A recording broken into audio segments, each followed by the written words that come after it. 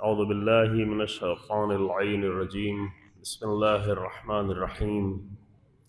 الحمد لله رب العالمين، والصلاة والسلام على سيد الأنبياء والمرسلين، خاتم النبيين أبي القاسم محمد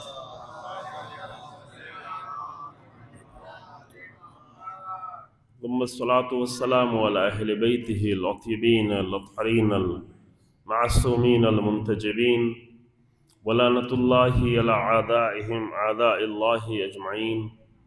أما بعد، فقد قال الحسين بن علي عليهما الصلاة والسلام: ألا ترون إلى الحق لا يؤمل به وإلى الباطل لا يتناهى عنه وليرغب المؤمن في لقاء الله. إن الناس عبيد الدنيا والدين لائق على ألسنتهم، فإذا محثوا بالبلاء قل الديانون. صلوات محمد وعلى محمد.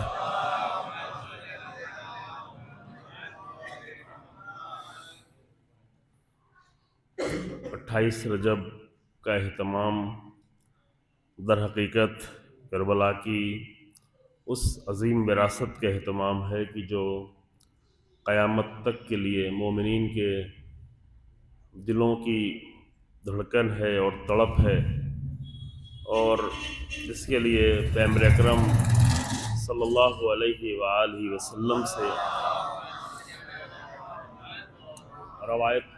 روایت جو نقل کی گئی ہے وہ یہ ہے کہ اِنَّا لِقَتْلِ الحسین حرارتاً فی قلوب المومنین لا تبرد ابدا. قتل حسین ابن علی کے لیے مومنوں کے دل میں ایک ایسی حرارت ہے جو کبھی ٹھنڈی پڑنے والی نہیں ہے، جو کبھی سرد ہونے والی نہیں ہے. تو یہ اہتمام خاص کر ایک ایسے دن میں کہ جہاں سے ظاہری آغاز ہوتا ہے، یعنی کربلا کے عظیم انقلاب کا ظاہری آغاز. موضوع جو دیا گیا ہے وہ تھوڑا سا بڑا موضوع ہے، لیکن اس کے کچھ حصے کو ہم انشاءاللہ خود امام حسین علیہ السلام کے کلام سے پیش کرنے کی کوشش کریں گے. موضوع ہے انقلاب کربلا یا انقلاب حسینی کے اسباب. تو اسباب تو متعدد ہے، لیکن کچھ اہم سبب جو امام نے خود ہی اپنے کلام میں اپنی گفتگو میں بیان فرمایا ہے، اس پر تھوڑا سا گفتگو ہوگی انشاءاللہ آپ کی خدمت میں. اور اسی کے ساتھ ساتھ یہ کہ کل کا دن جو گزرا ہے وہ بعثت کا عظیم دن گزرا ہے، اور جو لوگ جانتے ہیں بعثت کیا ہے، ابھی ہم شاید ان مراحل تک نہیں پہنچ پائے ہیں کہ اس عظیم دن کی معرفت ہمیں ہو.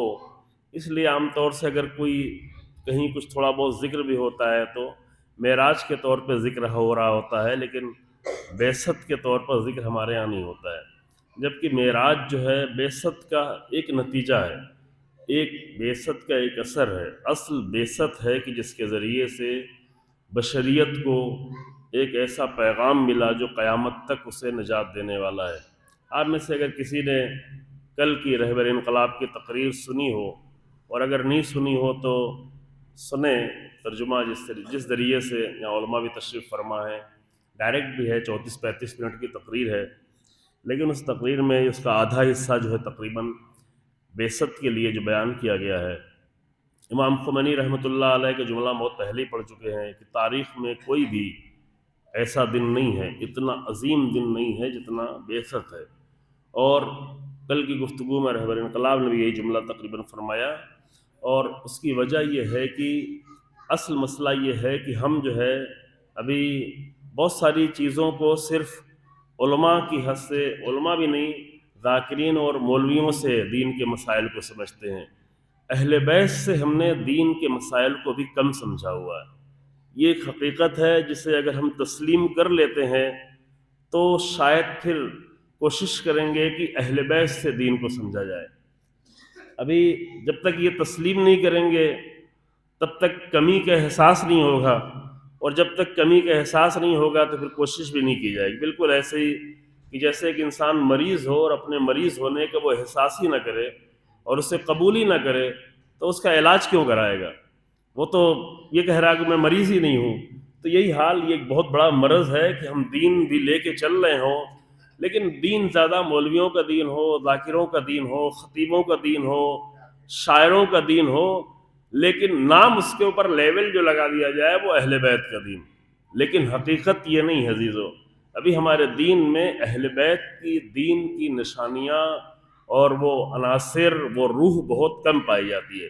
اگر اہل بیت کا دین ہوتا تو ہمیں معلوم ہوتا کہ قرآن کا آغاز یعنی کیا، قرآن کا تولد، کل جو رہبر نے جملہ استعمال کیا قرآن کی ولادت، قرآن پہلی بار جب نازل ہوا، قرآن ہماری نگاہ میں کیا ہے اور قرآن اہل بیت علیہ السلام کی نگاہ میں کیا ہے، رسول اللہ کی نگاہ میں کیا ہے، بہت ہی واضح فرق ہے۔ معلوم ہے قرآن ہماری زندگیوں میں کیا ہے اور اہل بیت علیہ السلام کی زندگیوں میں کیا ہے، امام سید سجاد علیہ السلام کی زندگی میں کیا ہے، کہ جب امام فرماتے ہیں اللہم صلی علی محمد وآل محمد، جب امام فرماتے ہیں کہ اس پوری دنیا میں کوئی بھی نہ ہو، کچھ بھی نہ ہو، میں ہوں اور میری تنہائی ہو اور میرے ساتھ قرآن ہو، تو نمستوحش تو میں ذرہ برابر بھی تنہائی کا احساس نہیں کروں، ذرا بھی۔ اب یہ چیز تو آپ سوچ بھی نہیں سکتے ہیں، ایسے تجربے کیے گئے ہیں یوروپین دنیا میں یا آسٹریلیا وغیرہ میں کہ لاکھوں ڈالر کا انعام رکھا گیا کہ آپ 1 مہینہ صرف تنہائی میں رہیں، ساری کھانے پینے کے انتظام کرنے کے بعد 1 مہینہ تنہائی میں رہیں، تو 1 مہینہ تنہائی میں ہار گئے لوگ، نہیں رہ پائے، یعنی وہ مشکل مرحلہ ہوتا ہے، لہذا تصور کرنا ہم لوگوں کے لیے بہت مشکل ہے۔ ہم تو اگر اپنے گھر میں بھی تنہا ہے تب بھی تھوڑا بہت احساس کرتے ہیں، بیوی اگر میکے چلی گئی ہے، بچے نہیں ہیں، چند دن تنہا رہنا، وہ پھر بھی معلوم ہے باہر لوگ ہیں، مسجد میں لوگ ہیں، جہاں بھی جائیں گے اپنے دوست احباب مل جائیں گے، تو اس تنہائی کا تصور نہیں کر سکتے۔ اور امام جو کلام کرتے ہیں وہ کوئی شاعری بھی نہیں ہوتی ہے، کوئی مبالغہ بھی نہیں ہوتا، وہ حقیقت ہوتی ہے کہ امام کے ساتھ اگر کلام الہی موجود ہو اور پوری دنیا کے کوئی بھی انسان موجود نہ ہو، تنہا قرآن ہو اور امام ہو، تو ذرہ برابر بھی تنہائی کا احساس نہیں ہوگا۔ اور اہل بیت علیہ السلام کی زندگی میں اور زندگی کے سارے اہتمام میں جو مسئلہ قرآن کا تھا، جو آپ تھوڑا سا اگر دیکھیں گے تو آپ کو محسوس ہوگا خود امام حسین علیہ السلام کی زندگی میں، اللہم صلی علی محمد وآلہ۔ اس لیے یعنی یہ نہیں کہ صرف قرآن پڑھتے تھے، قرآن سے ثواب لیتے تھے، یا ان کو اس طرح کے ثواب کی ضرورت نہیں جس طرح کے ثواب کی ہمیں ضرورت ہے، یا قرآن سے انس ہوتا تھا، نہیں، بلکہ زندگی کے تمام اصول اور تمام پرنسپلز جو طے کیے جاتے تھے وہ قرآن کی بنیاد پر طے کیے جاتے تھے، اور اسی بنیاد پر رسول اللہ نے اپنے آخری وقت میں بار بار یہ فرمایا تھا، پہلے اور آخری وقت میں یہ فرماتے رہے، غدیر کے میدان میں، عرفات کے میدان میں، گفتگو میں، لوگوں کے درمیان میں، کہ انی تارک فیکم الثقلین کتاب اللہ وعطرتی اہل بیتی، کہ میں 2 چیزیں چھوڑ کے جا رہا ہوں۔ یہ جملہ ہم بار بار جب یہ آتا کہہ دیتا ہوں کہ عام طور سے یہ مجلسوں میں صرف جو ہے ایک فضیلت کے طور پہ پڑھ دیا جاتا ہے، اہل بیت کی فضیلت بیان کرنی ہو یا قرآن کی فضیلت بیان کرنی ہو، لیکن یہ ہماری اپنی زندگیوں کی ضرورت کے طور پہ بہت کم پڑھا جاتا ہے۔ فضیلت بیان کے لیے پڑھ لیا، کوئی نقطہ لگانے کے لیے پڑھ دیا جاتا ہے، یا مناظرہ کرنے کے لیے پڑھ دیا جاتا ہے، اہل سنت کو کچھ بتانے کے لیے پڑھ دیا۔ ابھی تو الحمدللہ اہل سنت علماء بھی کھل کے بیان کرنے لگے ہیں، پہلے لاتے تو وہ ایک دوسری حدیث جو ان کو خود معلوم ہے، ان کی تحریروں میں موجود ہے، بہت واضح طور پر بیان کیا گیا کہ ایک حدیث ایسی ہے کہ جس میں سلسلہ روات جو ہے وہ نہیں ہے، ٹوٹا ہوا سلسلہ ہے، ضعیف روایت ہے، کتاب اللہ و سنتی، یہ روایت ابھی ہمیں کہنے کی ضرورت، خود اہل سنت خود بیان کرتے ہیں کہ یہ روایت ضعیف ہے، یہ کمزور سی روایت ہے، جو صحیح ترمذی مثلا صحیح بخاری میں نہیں ہے، مسلم میں نہیں ہے، جن کی سب سے اہم کتابیں ہیں، لیکن کتاب اللہ و اطرتی اہل بیتی یہ صرف شیعوں کے نزدیک نہیں بلکہ اہل سنت کے نزدیک متواتر حدیثوں میں سے ہے۔ متواتر حدیثیں بہت کم ہیں، یوں تو حدیثیں تقریباً 50,000 کی تعداد میں موجود ہیں، بلکہ لاکھ کی حد تک جائے گی، لیکن اس میں متواتر حدیثیں بہت کم ہیں۔ متواتر حدیثیں اسے کہتے ہیں کہ جس کو ہر دور میں اتنے زیادہ راویوں نے بیان کیا ہو، ہر دور میں، یعنی رسول اللہ سے لے کے مسلسل اتنے زیادہ راویوں نے بیان کیا کہ اس میں پھر ذرہ برابر شک و شبہے کی گنجائش ہی نہ رہ جائے، سمجھ رہے ہیں؟ اب یہ بات ہم تھوڑا یہاں پہ نہیں کرنا چاہ رہے ہیں، چونکہ ہم لوگ یہاں یہ ہوتا ہے کوئی بھی ایک آدمی کوئی بات بیان کر دیتا ہے، جھوٹا آدمی بھی بیان کر دیتا ہے، ہم بہت جلدی اس پہ یقین کر لیتے ہیں، اور کبھی کبھی سچا آدمی بیان کرتا ہے اس پہ یقین نہیں کرتے، یہ ہماری مشکلات میں سے ہے۔ لیکن روایات میں یہ نہیں ہے، روایات میں اگر ایک راوی ہے، ایک روایت بیان کرنے والا ہے اور ایک دور میں ایک ہے، بیچ میں کوئی سلسلہ ٹوٹ گیا ہے، مثلا رسول اللہ کی حدیث ہے اور امام صادق علیہ الصلوۃ والسلام کے دور میں بیان کی جا رہی ہے، اللہم صلی علی محمد، اگر بیان کی جا رہی ہے اور بیچ میں تقریباً یہ 150 سال کا، 138 سال کا، 40 سال کا فاصلہ گزرا ہوا ہے، تو بیچ میں یہ دیکھا جائے گا کہ یہاں سے وہاں تک کے درمیان میں 150 سالوں کے درمیان میں کون کون سے راوی رہے ہیں، ان کا حافظہ کیسا تھا، ان کا دین کیسا تھا، ان کا عقیدہ کیسا تھا، ان کی سچائی کیسی تھی، یہ ساری چیزیں چیک کی جاتی ہیں، اور اسی ساری چیزوں کے چیک کرنے کا ایک حصہ جو ہوتا ہے اس کو کہتے ہیں، یعنی تمام چیزوں میں ایک حصہ اجتہاد کا یہ ہے کہ یہ سارے مسائل چیک کیے جائیں۔ جو بعض لوگ جو ہے کہتے ہیں ہم بھی اجتہاد کر لیں گے، ہم بھی روایت پڑھ لیں گے، ایک روایت کا سمجھنا تو مشکل ہے، چیک کرنا اس زمانے کے کہ راوی کیسا تھا، کس زمانے کے تھا، اس کا پہلے عقیدہ کیسے تھا، بعد میں عقیدہ کیا تھا، جب روایت بیان کر رہا تھا تب عقیدہ کیسا تھا، چونکہ علیکم السلام امام زین العابدین علیہ الصلوۃ والسلام سے لے کر کے امام رضا علیہ الصلوۃ، امام محمد تقی علیہ السلام تک شیعوں کے اندر کئی مذہب ایجاد ہوئے، کئی فرقے بنے۔ اصل شیعت وہ فرقہ نہیں ہے، لیکن شیعوں میں کئی فرقے، چوتھے امام سے لے کر کے 9ویں امام تک کئی سارے فرقے بنے، ہر امام کے زمانے میں ایک آدھ دو فرقے تقریباً بنے، تو اس میں یہ بھی دیکھا جاتا ہے کہ راوی بیان کرنے والا کس فرقے سے تھا، کہاں تھا تو شیعی، لیکن جب بیان کر رہا ہے تب کس حالت میں تھا، پہلے والی حالت میں تھا فرقہ بننے سے، جدا ہونے سے پہلے یا جدا ہونے کے بعد، یہ سب بھی مسائل چیک کیے جاتے ہیں، تب جا کر کسی حدیث کی بنیاد پر ایک فتویٰ دیا جاتا ہے۔ حدیث کی وہ بھی ایک حدیث نہیں، دسیوں حدیث ممکن ہے، اور ہے ایک حدیث کے مقابل میں دوسری حدیثیں ہیں۔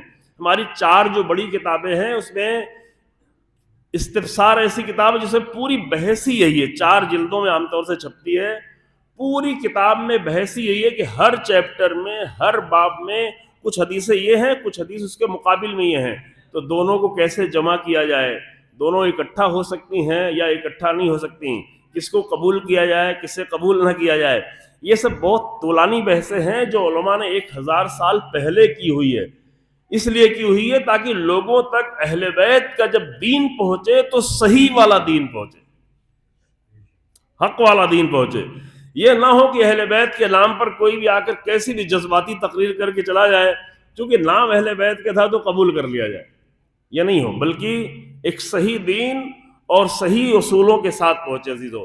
تو خیر میں دور نہیں جانا چاہتا ہوں، آپ کے سامنے جو گفتگو ابھی کی ہے اور جو بنیادیں بیان کی ہیں وہ یہ ہے کہ امام حسین علیہ الصلوۃ والسلام نے اللہم صلی علی محمد و آل محمد کربلا کی سرزمین پر پہنچنے کے بعد، سرزمین کربلا پر پہنچنے کے بعد پوری گفتگو میں ایک خطبہ ہے امام کا، وہ ہم پیش کر رہے ہیں مختصراً بغیر کسی تفصیلی شرح کے، اور 2 چھوٹے چھوٹے خط ہیں جو آدھی آدھی لائن کے ہیں، یعنی ایک لائن کا پورا خط نہیں، ایک لائن سے کم کا خط ہے، وہ دونوں خط آپ کے سامنے پیش کریں گے انشاءاللہ۔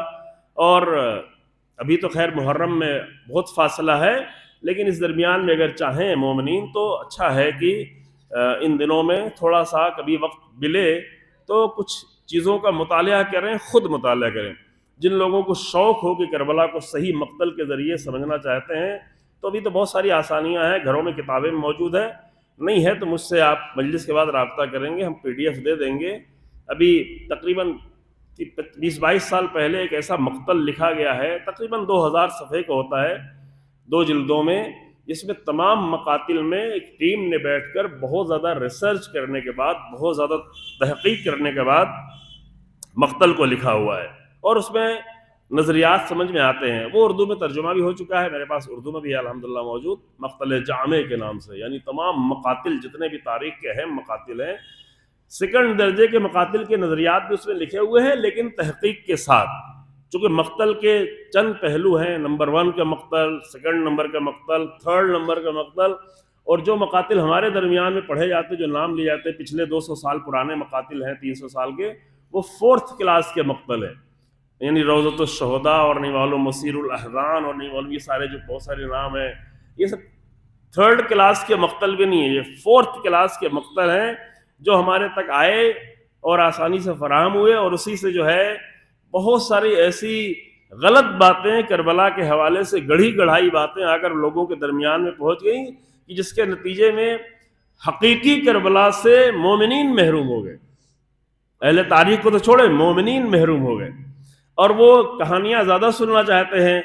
اچھا، بہت سارے لوگ اور بھی آگے بڑھ گئے، 5ویں درجے کا اس حد تک پہنچ گئے کہ وہ 4th کلاس کا مقتل نہیں بلکہ اپنے ہی بیٹھ کے سوچ کے فکر کر کے کچھ چیزیں گڑھتے ہیں اور گڑھ کے کچھ نئی چیز پیش کرنے کے لیے پیش کر دیتے ہیں، سامنے والا سن کے بھی پریشان ہوتا ہے کہ یہ کہاں سے بات لائی گئی۔ تو یہ ہمارے بہرحال بنیادی مسائل میں سے ہے۔ کہا کہ اس سے کیا فرق پڑتا ہے؟ فرق یہ پڑتا ہے عزیزو کہ وہ کربلا جو حقیقی کربلا ہے وہ تاثیر رکھتی ہے، اس کا اثر ہوتا ہے، اس سے قوم بنتی ہے، اس سے امام زمان کا لشکر تیار ہوتا ہے، اس سے آج کے عظیم انسان بنتے ہیں، جس کا نمونہ ہم تاریخ میں ابھی دیکھ رہے ہیں اپنے زمانے میں۔ حقیقی کربلا کی تربیت ہے کہ جس سے عظیم انسان تربیت پاتے ہیں، اور اگر حقیقی کربلا نہ ہو، ہم ممکن ہے 2 مہینے 8 دن تک سال بھر ہر سنڈے ہر پروگرام میں کربلا کا ذکر بھی کرتے رہیں، لیکن اس کا اثر صرف یہ ہو کہ مجلس کے بعد کیا ہونے والا ہے، نظر میں کیا ہے، کھانے میں کیا ہے، یہ سب اثر ہو۔ اور یہ اثرات تو آپ بہت اچھا محسوس بھی کرتے ہیں کہ جہاں پر مجلس ہو اور کھانا نہ ہو تو دیکھیں وہاں پہ اس کا اثر پوری مجلس میں نظر آ رہا ہوتا ہے نا، ذاکر پہ بھی اثر پڑ جاتا ہے، عوام کا اثر ذاکر پہ بھی پڑ جاتا ہے، وہ مجلس ہی نہیں ہو پاتی ہے اگر کھانا نہ ہو۔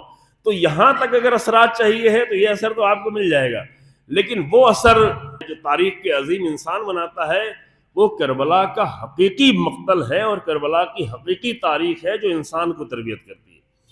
اور یہی وہ گروہ ہے جو دھیرے دھیرے الحمدللہ تیار ہو رہا ہے۔ میں ہر سال بھی ایک اشارہ اس کا کر دیتا ہوں، یہ گروہ ایسا تیار ہو رہا ہے کہ جو انشاءاللہ تعالی پوری دنیا میں وہ عدالت کا پرچم بلند کرنے میں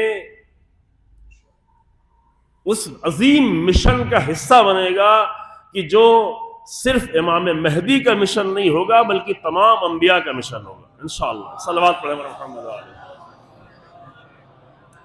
صرف امام زمان کا یہ مسئلہ نہیں ہوگا بلکہ تمام ائمہ کا یہ مسئلہ ہوگا، تمام انبیاء کا مشن ہوگا۔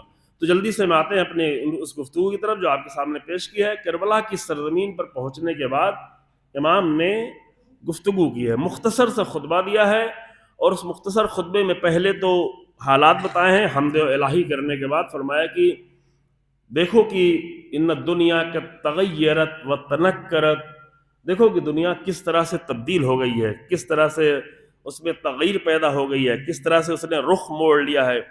یہ جملے ممکن ہے کبھی کبھی آپ لوگ بھی کہتے ہوں، لیکن اس کی بنیادیں مضبوط نہیں ہوتی ہیں، غیر بنیادی طور پر ایسے بزرگ لوگ کہتے ہیں کہ ہمارا زمانہ کیا تھا، آج کا زمانہ کیا ہے، لیکن جس زمانے میں امام حسین اسلام یہ بات کہہ رہے ہیں وہ زمانے میں واقعی اتنی بڑی تبدیلی آئی ہے کہ سن 60 ہجری، سن 61 ہجری اور سن 11 ہجری رسول اللہ کی رحلت سے لے کر کے حسین ابن علی کی شہادت تک یا 28 رجب تک ان 50 سالوں میں اتنی بڑی تبدیلیاں آ گئی ہیں کہ جس کی بنیاد پر رسول اللہ کا وہ فرزند جس کو رسول اللہ کی آغوش میں دیکھا تھا مسلسل لوگوں نے، جس کو منبر سے اتر کر اٹھاتے ہوئے دیکھا تھا، جس کو اپنے کندھے پر اپنے سینے سے لگاتے ہوئے دیکھا تھا، جس کو خوشبو لیتے ہوئے سوکھتے ہوئے دیکھا تھا، جب اصحاب بھی موجود تھے۔ اور اسی کربلا کی سرزمین میں امام اصحاب کا نام لیتے ہیں، امام کے صحابیوں کا نام لیتے ہیں کہ 50 سال گزر جانے کے بعد ابھی فلاں فلاں فلاں صحاب موجود ہیں، ان سے جا کے پوچھ لو، روایتیں پوچھ لو۔ یہ کہ جو رسول اللہ نے فرمایا کہ الحسن والحسین سیدہ شباب اہل الجنہ، جا کے زید بن ارقم سے پوچھ لو، جا کے جابر بن عبداللہ انصاری سے پوچھ لو، 3-4 صحابیوں کے امام نے نام لیا کربلا کی سرزمین پر۔ تو اتنی ساری تبدیلی کی، اللہ کا نام لے کے، جنت کا نام لے کر، جملہ یہی تھا عمر سعد کا صبح کا جملہ یہی تھا کہ یا خیل اللہ ارکبی وبالجنت ابشری، اے اللہ کے لشکر، کس کو مخاطب کر رہا ہے؟ اپنے لشکر کو، یہ حسین ابن علی کے لشکر کی بات نہیں ہو رہی ہے. عمر سعد اپنے ظالم لشکر کو مخاطب کر کے کہتا ہے یا خیل اللہ، اے اللہ کے لشکر گھوڑوں پہ سوار ہو جاؤ، وبالجنت ابشری، اور میں تمہیں جنت کی بشارت دیتا ہوں. اور عمر سعد کی دی ہوئی جنت کی بشارت کے نام پر لوگ سردار جنت کو قتل کرنے کے لیے جا رہے ہیں. اور یہ بھی نہیں کہ بھول گئے ہیں، امام نے اسی دن جو خطبہ دیا، اس خطبے کی بات نہیں ہے جو دن میں خطبہ، یہ تو صبح کا خطبہ ہے نہیں، بلکہ کربلا میں وارد ہونے ہی کا خطبہ ہے 2 محرم کا.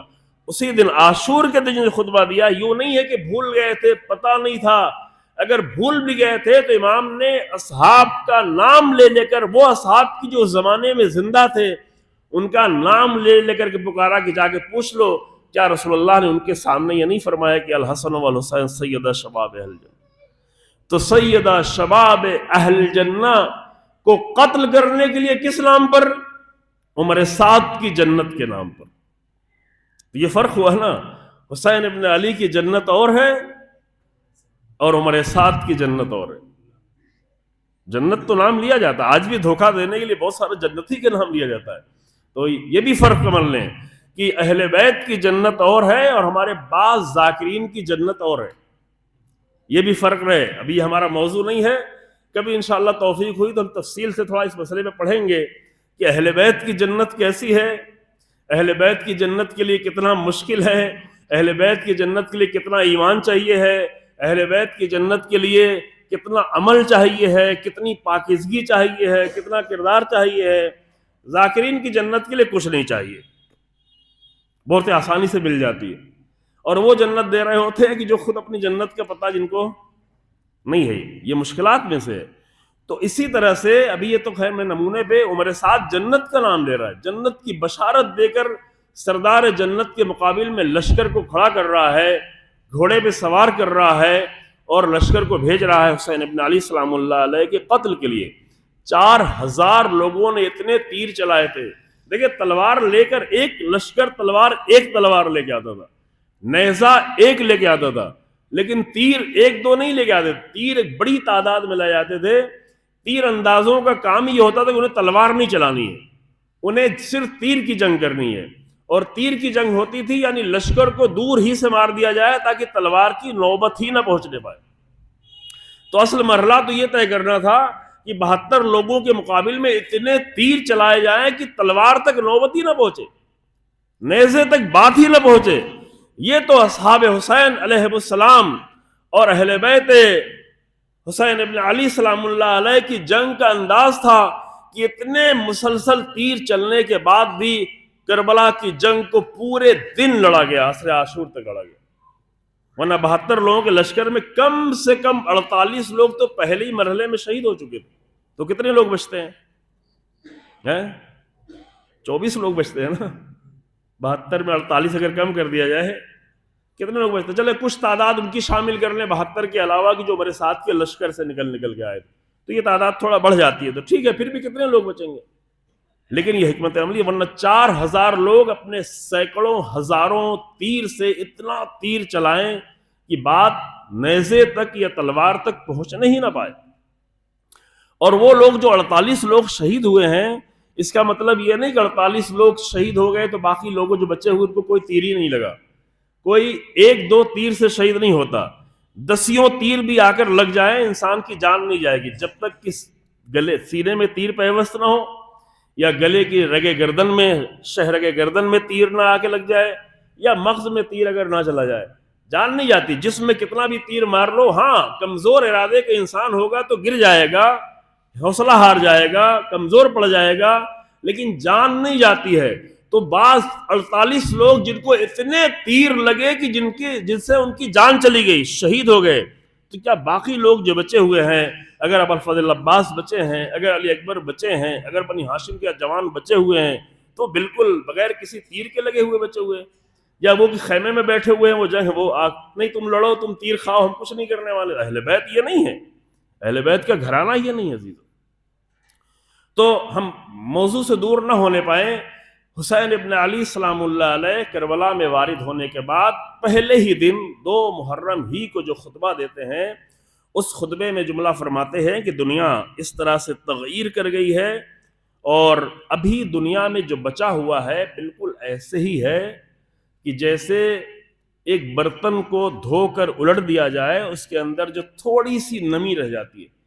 یعنی دنیا میں نیکیاں کتنی ہیں، نیکیوں کا لفظ ہے کہ قد تغیرت و تنکرت و ادبر معروفها ولم یبق منها الا صبابۃ کصبابۃ الاناء، کہ دنیا میں نیکیاں صرف اتنی ہی باقی رہ گئی ہیں کہ جیسے دھلے ہوئے برتن میں کھانا پینا کھا پی کے برتن دھل دیا جاتا ہے تو اس میں جو نمی تھوڑی سی رہ جاتی ہے، اور نمی آ کر اکٹھا ہو کے ممکن ہے ذرا سے پانی کی شکل میں نمی، وہ اتنی ہی نیکیاں بچی ہوئی ہیں. اللہ اکبر. ابھی اس دور کو بھی تھوڑا ہم کہہ سکتے ہیں کہ یزیدوں کا دور ہے، عالمی یزید موجود ہے، لیکن نیکیاں ابھی اتنی کم پھر بھی نہیں ہیں. اتنی برائیوں کے درمیان میں پھر بھی لوگ بغیر کسی مذہب و ملت کے آج فلسطین کے مظلوموں کے لیے کھڑے ہوئے ہیں. ٹھیک ہے، ممکن ہمارے ملک میں کھڑے نہ ہونا دیا جائے تو دل سے کھڑے ہوئے ہیں. زبان سے اگر نہیں آ پا رہے ہیں، میدان میں اگر نہیں آ پا رہے ہیں، روڈ پہ نہیں آ رہے ہیں، لیکن آپ دونوں دیکھیں پورے عالم، پوری دنیا میں جا کے دیکھیں، مغربی دنیا میں جا کے دیکھیں، جو کبھی اپنی سنڈے اور ویکنڈ ڈھونڈ رہے ہوتے تھے اپنی عیاشیوں کے لیے، آج وہ ہفتے بھر تیاری کرتے ہیں تاکہ فلسطین کے مظلوموں کے لیے کئی ہزار کلومیٹر دور رہ کر کوریا میں، جاپان میں، امریکہ میں، نارتھ امریکہ میں، ساؤتھ امریکہ میں، یورپ میں اور دوسری دنیا کے علاقوں میں وہ آ کے کھڑے ہوتے ہیں. ساؤتھ افریقہ جا کے غزہ اور فلسطین کا مقدمہ لڑتا ہے، مضبوطی سے لڑتا ہے. تو اس کا مطلب یہ کہ نیکیاں ابھی اس زمانے میں ٹھیک ہے، ہم ایسی باتیں ضرور کر لیں، لیکن کہیں نہ کہیں نیکیاں بہت بڑھ کے آئی ہوئی ہیں. 50 سالوں میں اسباب کیا ہے، جو موضوع تھا اسباب کیا ہے، 50 سالوں میں اتنا زیادہ تبدیل کر دیا گیا تھا کہ حسین ابن علی سلام اللہ علیہ فرما رہے ہیں کہ نیکیوں میں سے صرف اتنا ہی بچا ہوا ہے جیسے برتن کے نیچے کی ذرا سی نمی رہ جاتی ہے، وہ اتنا ہی بچا ہوا ہے. پھر بیچ کے کچھ جملے چھوڑ کے، یہ تاریخی جملے ہیں جو آپ سنتے رہتے ہیں، ایک ساتھ ہے، آپ الگ الگ سنتے ہوں گے، لیکن امام کے 3 جملے ہیں جو ایک ساتھ امام نے فرمائے ہیں. فرماتے ہیں الا ترون، جلدی ترجمہ کرتے ہیں، الا ترون الی الحق لا یعمل بہ، کیا تم دیکھتے نہیں ہو کہ حق پر عمل نہیں کیا جا رہا، حق پر عمل نہیں کیا جا رہا. یہ امام کا سب سے بڑا درد ہے، اور شاید اس درد کو ہم اتنا زیادہ محسوس نہ کر پائیں. انسان جتنا زیادہ حق پر عمل کرنے کی کوشش کرے گا اتنا ہی زیادہ امام کے اس درد کو محسوس کر سکتا. اب خطابت میں رول ہے، کتنا بھی رول ہے چیخنے چلانے میں، لیکن امام کے درد کو محسوس نہیں کرتا. امام یہ نہیں کہہ رہے کہ میں اپنے بچوں کو لایا ہوں، میرے بچے جان ان کی جائے گی، میں 22-24 دنوں سے سفر میں رہا ہوں، آگے کیا مراحل ہونے والے ہیں، بیویاں لے کے آئے ان کے ساتھ کیا ہونے والا، یہ سب نہیں. امام سب سے بڑا مسئلہ یہ بیان کرتے ہیں الا ترون الی الحق لا یعمل بہ، کیا تم دیکھتے نہیں ہو کہ حق پر عمل نہیں ہو رہا ہے. والی الباطل لا یتناہی عنہ، اور باطل سے روکا نہیں جا رہا ہے. کیوں امام کو انقلاب کرنا ہے، امام کو کیوں قیام کرنا ہے؟ اس لیے نہیں قیام کرنا ہے کہ میری حکومت چھین لی گئی ہے، مجھے حکومت نہیں مل رہی ہے. امام کی نگاہ میں بھی حکومت وہی ہے جو امیر المومنین کی نگاہ میں حکومت، اور امیر المومنین کی نگاہ میں حکومت ایک بکری، ایک بھیڑ کی ناک سے نکلے ہوئے گندے پانی سے بدتر ہے، صرف اگر حکومت ہو. لیکن وہ حکومت اگر حق کو پھیلانے کے ذریعہ ہو اور معروف کو قائم کرنے کے ذریعہ ہو تو اسے امیر المومنین کو قبول کرتے ہیں. لیکن اگر فقط حکومت ہو جس کے لیے پوری دنیا مر رہی ہوتی ہے، چاہے ایک مسجد ہی کی حکومت کیوں نہ ہو، چاہے ایک انجمن ہی کی حکومت کیوں نہ ہو، چاہے ایک عزا خانے ہی کی حکومت کیوں نہ ہو، جس کے لیے لوگ مر رہے ہوتے ہیں، وہ امیر المومنین کی نگاہ میں وہ گندی ناک کے نکلے ہوئے پانی کی جیسا ہے، یا کوڑھی کے ہاتھ میں سور کے گوشت جیسی ہے. یہی ہے امیر المومنین کی نگاہ میں وہی، اور حسین ابن علی کی نگاہ میں بالکل وہی ہے. کوئی فرق نہیں ہے، ذرہ برابر فرق نہیں ہے. ائمہ کی نگاہ میں ذرہ برابر فرق نہیں ہے، اصولوں میں ذرہ برابر فرق نہیں ہے، بالکل ایک جیسا ہے. لیکن یہ دنیا جو اس حالت میں پہنچی ہوئی ہے، 50 سالوں میں رسول اللہ نے تو یہ دنیا نہیں چھوڑی تھی، رسول اللہ نے تو یہ دنیا نہیں بنائی تھی. تو اس دنیا کے لیے یہ میں جملہ کہہ دے رہا ہوں، بعد میں مصائب کے وقت شاید یاد نہ آئے، لیکن آپ سوچئے گا تو گریا کریے گا جب کبھی سوچئے گا کہ اصل مرثیہ حسین ابن علی یہی مرثیہ ہے جو امام 2 محرم کو پڑھ رہے ہیں، امام کا مرثیہ. وہ مرثیہ حسین ابن علی سلام اللہ علیہ کو اس کی کوئی پرواہ نہیں ہے کہ کتنے تیر آ کر مجھے لگے، کتنی تلواریں آ کر لگے، کتنے میرے بچے شہید کیے جائیں، کتنے میرے بھائیوں کو قتل کر دیا جائے. ایک دن میں 6 یا 7 بھائیوں کو لاشا اٹھانا کوئی معمولی بات نہیں ہے. سمجھ رہے ہیں؟ بھانجے، بھتیجے، بیٹے، احباب، رشتہ دار، یہ لاشیں، یہ سب اس کا کوئی مسئلہ نہیں ہے. خود اپنے جسم پر کتنی تلواریں پڑیں کوئی مسئلہ نہیں، حسین ابن علی کے لیے مسئلہ نہیں، جو کہ حسین ابن علی امیر المومنین کے فرزند ہیں. امیر المومنین کا نام بیچ بیچ میں لازم ہے، رجب کا مہینہ بھی ہے. امیر المومنین جو یہ فرماتے ہوئے نظر آتے ہیں قسم کھا کر، اور بہت ہی خاص انداز کی قسم، والذی نفسی بیدہ، اس ذات کی قسم کی جس کے اختیار میں، جس کے ہاتھ میں میری جان ہے، کہ لألف ضربۃ بالسیف اہون علی من المیتۃ علی الفراش، کہ 1000 تلواریں آ کر میرے جسم پر پڑے، 1 2 نہیں. اور یہ بھی کوئی شاعری نہیں ہے، یہ بھی کوئی مبالغہ نہیں ہے. امیر المومنین قسم کھا کے فرما رہے ہیں کہ 1000 تلواریں میرے جسم پر آ کے پڑے، 1000 ضربت تلوار کی میرے جسم پڑے، یہ مجھے زیادہ محبوب ہے. بعض جگہوں پہ احبو کا لفظ ہے اور بعض جگہوں پہ احونو کا لفظ ہے. احبو یعنی محبوب ہے، اور اگر احونو ہوا تو اس کا معنی یہ ہوگا کہ یہ چیز میرے لیے ہلکی ہے، یہ میرے لیے بہت ہی معمولی ہے، یہ میرے لیے بہت ہی آسان ہے اس کے مقابل میں کہ میری موت بستر پہ ہو جائے. اللہ اکبر. پتہ نہیں اس کو آپ امیر المومنین کی فضیلت سمجھتے ہیں کہ نہیں سمجھتے. ظاہر اس فضیلت میں آپ کو واہ واہ کرنے کا موقع نہیں ملے گا، لیکن یہ امیر المومنین کی پوری زندگی کی سوچ یہ ہے، یہ آئیڈیالوجی ہے، یہ امیر المومنین کے لاجک ہے، یہ امیر المومنین کے زندگی کے بارے میں نظریہ یہ ہے کہ میری موت، ہماری ساری کوشش یہ ہوتی ہے کہ کتنا بھی خرچ ہو جائے، کتنا بھی دوا ہو جائے، یہاں سے یورپ تک، یورپ سے امریکہ تک دوا کر کر کے کسی طرح سے پوری لمبی زندگی جی کر تمام احباب کے درمیان میں، تمام رشتہ داروں کے درمیان میں، بیٹوں اور اولاد کے درمیان میں بستر پہ ہماری سکون سے موت ہو جائے. لیکن امیر المومنین کہتے ہیں کہ یہ موت مجھے اتنی زیادہ ناگوار ہے کہ بستر پر میری موت اتنا ناگوار ہے کہ اس کے مقابل میں مجھے اپنے جسم پر 1000 تلوار کی ضربت بھی آسان لگتی ہے. تو اسی امیر المومنین کے فرزند ہے حسین ابن علی. حسین ابن علی کو تلواروں کی، پتھروں کی، تیروں کے، نیزوں کی پرواہ نہیں ہے، لیکن حسین ابن علی کو اگر پرواہ ہے، درد ہے، غم ہے، حسین ابن علی کا اپنا کہا ہوا مرثیہ ہے، شاعری کی شکل میں نہیں ہے لیکن دل کا مرثیہ ہے. وہ یہ ہے کہ الا ترون الی الحق لا یعمل بہ والی الباطل لا یطلعن، کیا تم دیکھتے نہیں ہو کہ حق پر عمل نہیں کیا جا رہا ہے، باطل سے روکا نہیں جا رہا ہے. یہ حسین ابن علی کا غم ہے. شاید کبھی وہ وقت آئے کہ اس غم کو ہم آپ بھی محسوس کر پائیں دھیرے دھیرے، اور اس غم کو محسوس کرنے کے لیے لازم ہے کہ انسان حق پہ عمل کرے اور باطل سے روکے، ورنہ محسوس ہی نہیں کر سکتا. امام کا غم محسوس نہیں کر سکتا، خطابت والا غم محسوس کر لے گا لیکن امام کا غم نہیں محسوس ہوگا. اور اس کے بعد پھر امام فرماتے ہیں کہ جب ایسی حالت ہو جائے تو کیا ہونا چاہیے؟ لیرغب المؤمن لیرغب المؤمن فی لقاء اللہ، یا بعض جگہوں میں لقاء رب. تو ایسی حالت میں مومن اپنے اللہ سے ملاقات کی رغبت پیدا کر لینا چاہیے. اللہ اکبر. مومن اگر ایسی حالت ہو جائے، حق پہ عمل نہیں ہو رہا ہو، باطل سے روکا نہیں جا رہا ہو، تو اگر انسان مومن ہے، دیکھیں حسین ابن علی کا مومن یہ ہے، حسین ابن علی سلام اللہ علیہ کی نظر میں مومن یہ ہے.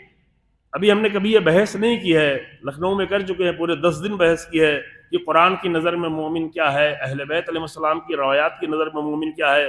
تو وہ باتیں آپ جائیں سورہ انفال پڑھ لیں، سورہ مومنون پڑھ لیں، سورہ فرقان پڑھ لیں، خود سورہ بقرہ پڑھ لیں، سورہ جمعہ پڑھ لیں، مختلف سوروں میں جا کے پڑھ سکتے ہیں، مسلسل متعدد آیتیں ہیں، روایتیں تو پورا بڑا چیپٹر ہے بہت سارے پہلو کے ساتھ، سینکڑوں کی تعداد میں حدیثیں ہیں جو بتاتی ہیں کہ اہل بیت کی نگاہ میں، رسول اللہ کی نگاہ میں مومن کیا ہے۔ لیکن اس کا ایک نمونہ یہ ہے کہ جب حق پہ عمل نہ ہو رہا ہو اور باطل سے روکا نہیں جا رہا ہو تو کربلا کے مقتل میں کھڑے ہو کر حسین ابن علی بتاتے ہیں کہ ایسی حالت میں ایک مومن کو اپنے رب سے ملاقات کی رغبت پیدا کر لینا چاہیے، رغبت ہو جانا چاہیے۔ چاہیے کا لفظ ہے، صیغہ امر ہے، امر غائب اسے کہتے ہیں، یہاں پہ علماء بھی بیٹھے ہوئے ہیں۔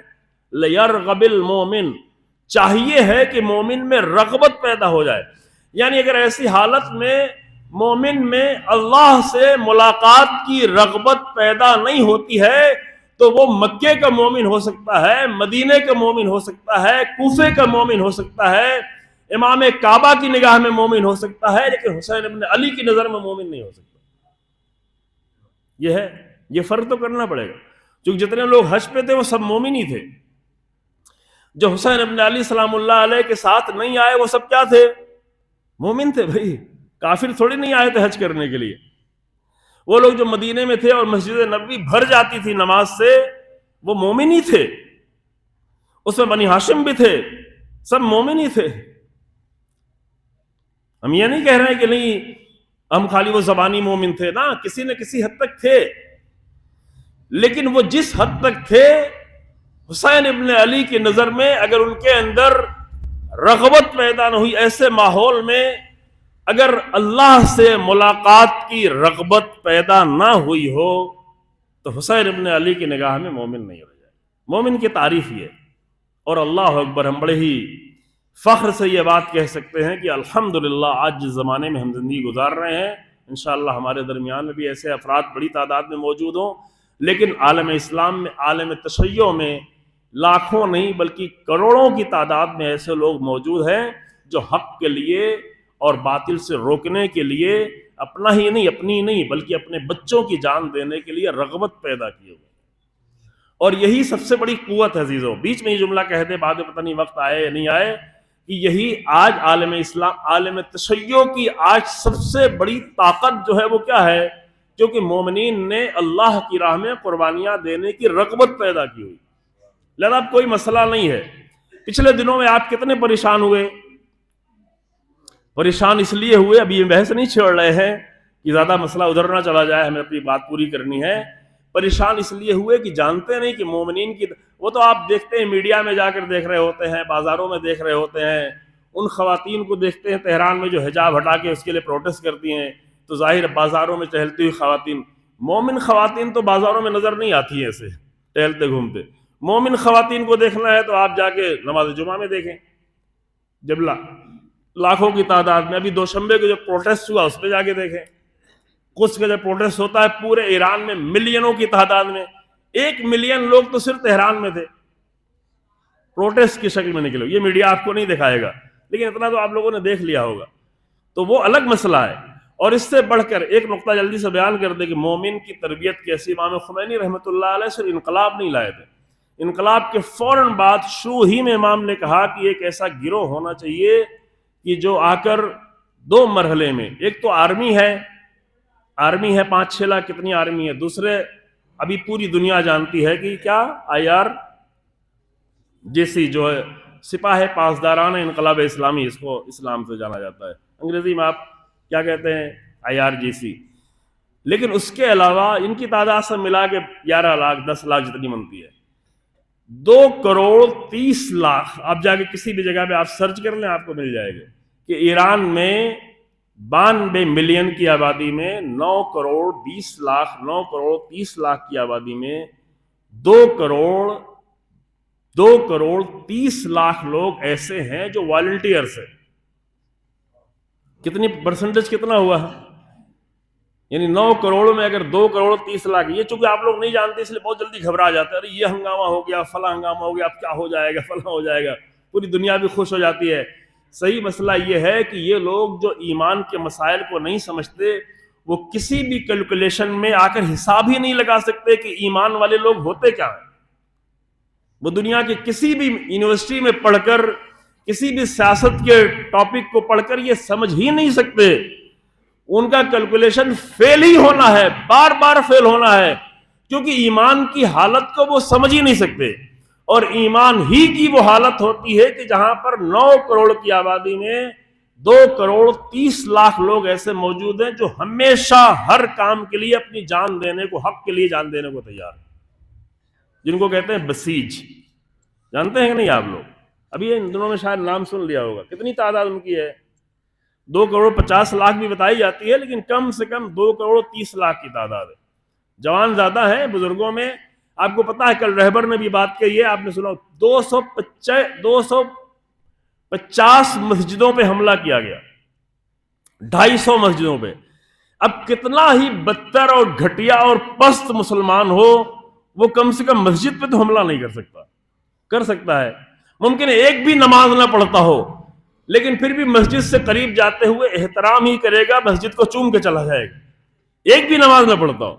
ابھی ہمارے ملک میں دوسرے لوگ بھی احترام کرتے ہوئے گزرتے ہیں. کتنا ہی بیکار مسلمان ہو، کتنا بھی لو کلاس کا مسلمان ہو، لیکن مسجد کی بے احترامی نہیں کر سکتا. مسجد جب جلائے گی تو قرآن کتنے جلے؟ قرآن کوئی مسلمان جلا سکتا ہے؟ آپ تصور کریں. اور یہ بھی نہیں کہ ایک کوئی دھوکے سے. قرآن اور مسجد کو صرف وہ لوگ توڑ سکتے ہیں جو اسرائیل کے ذریعے سے پلے ہوئے دہشت گرد ہیں، IS کی شکل میں، یا اسی ٹرینڈ میں پالے گئے تربیت پائے ہوئے لوگ جو ایک مسجد نہیں 250 مسجدوں پہ حملہ کیا.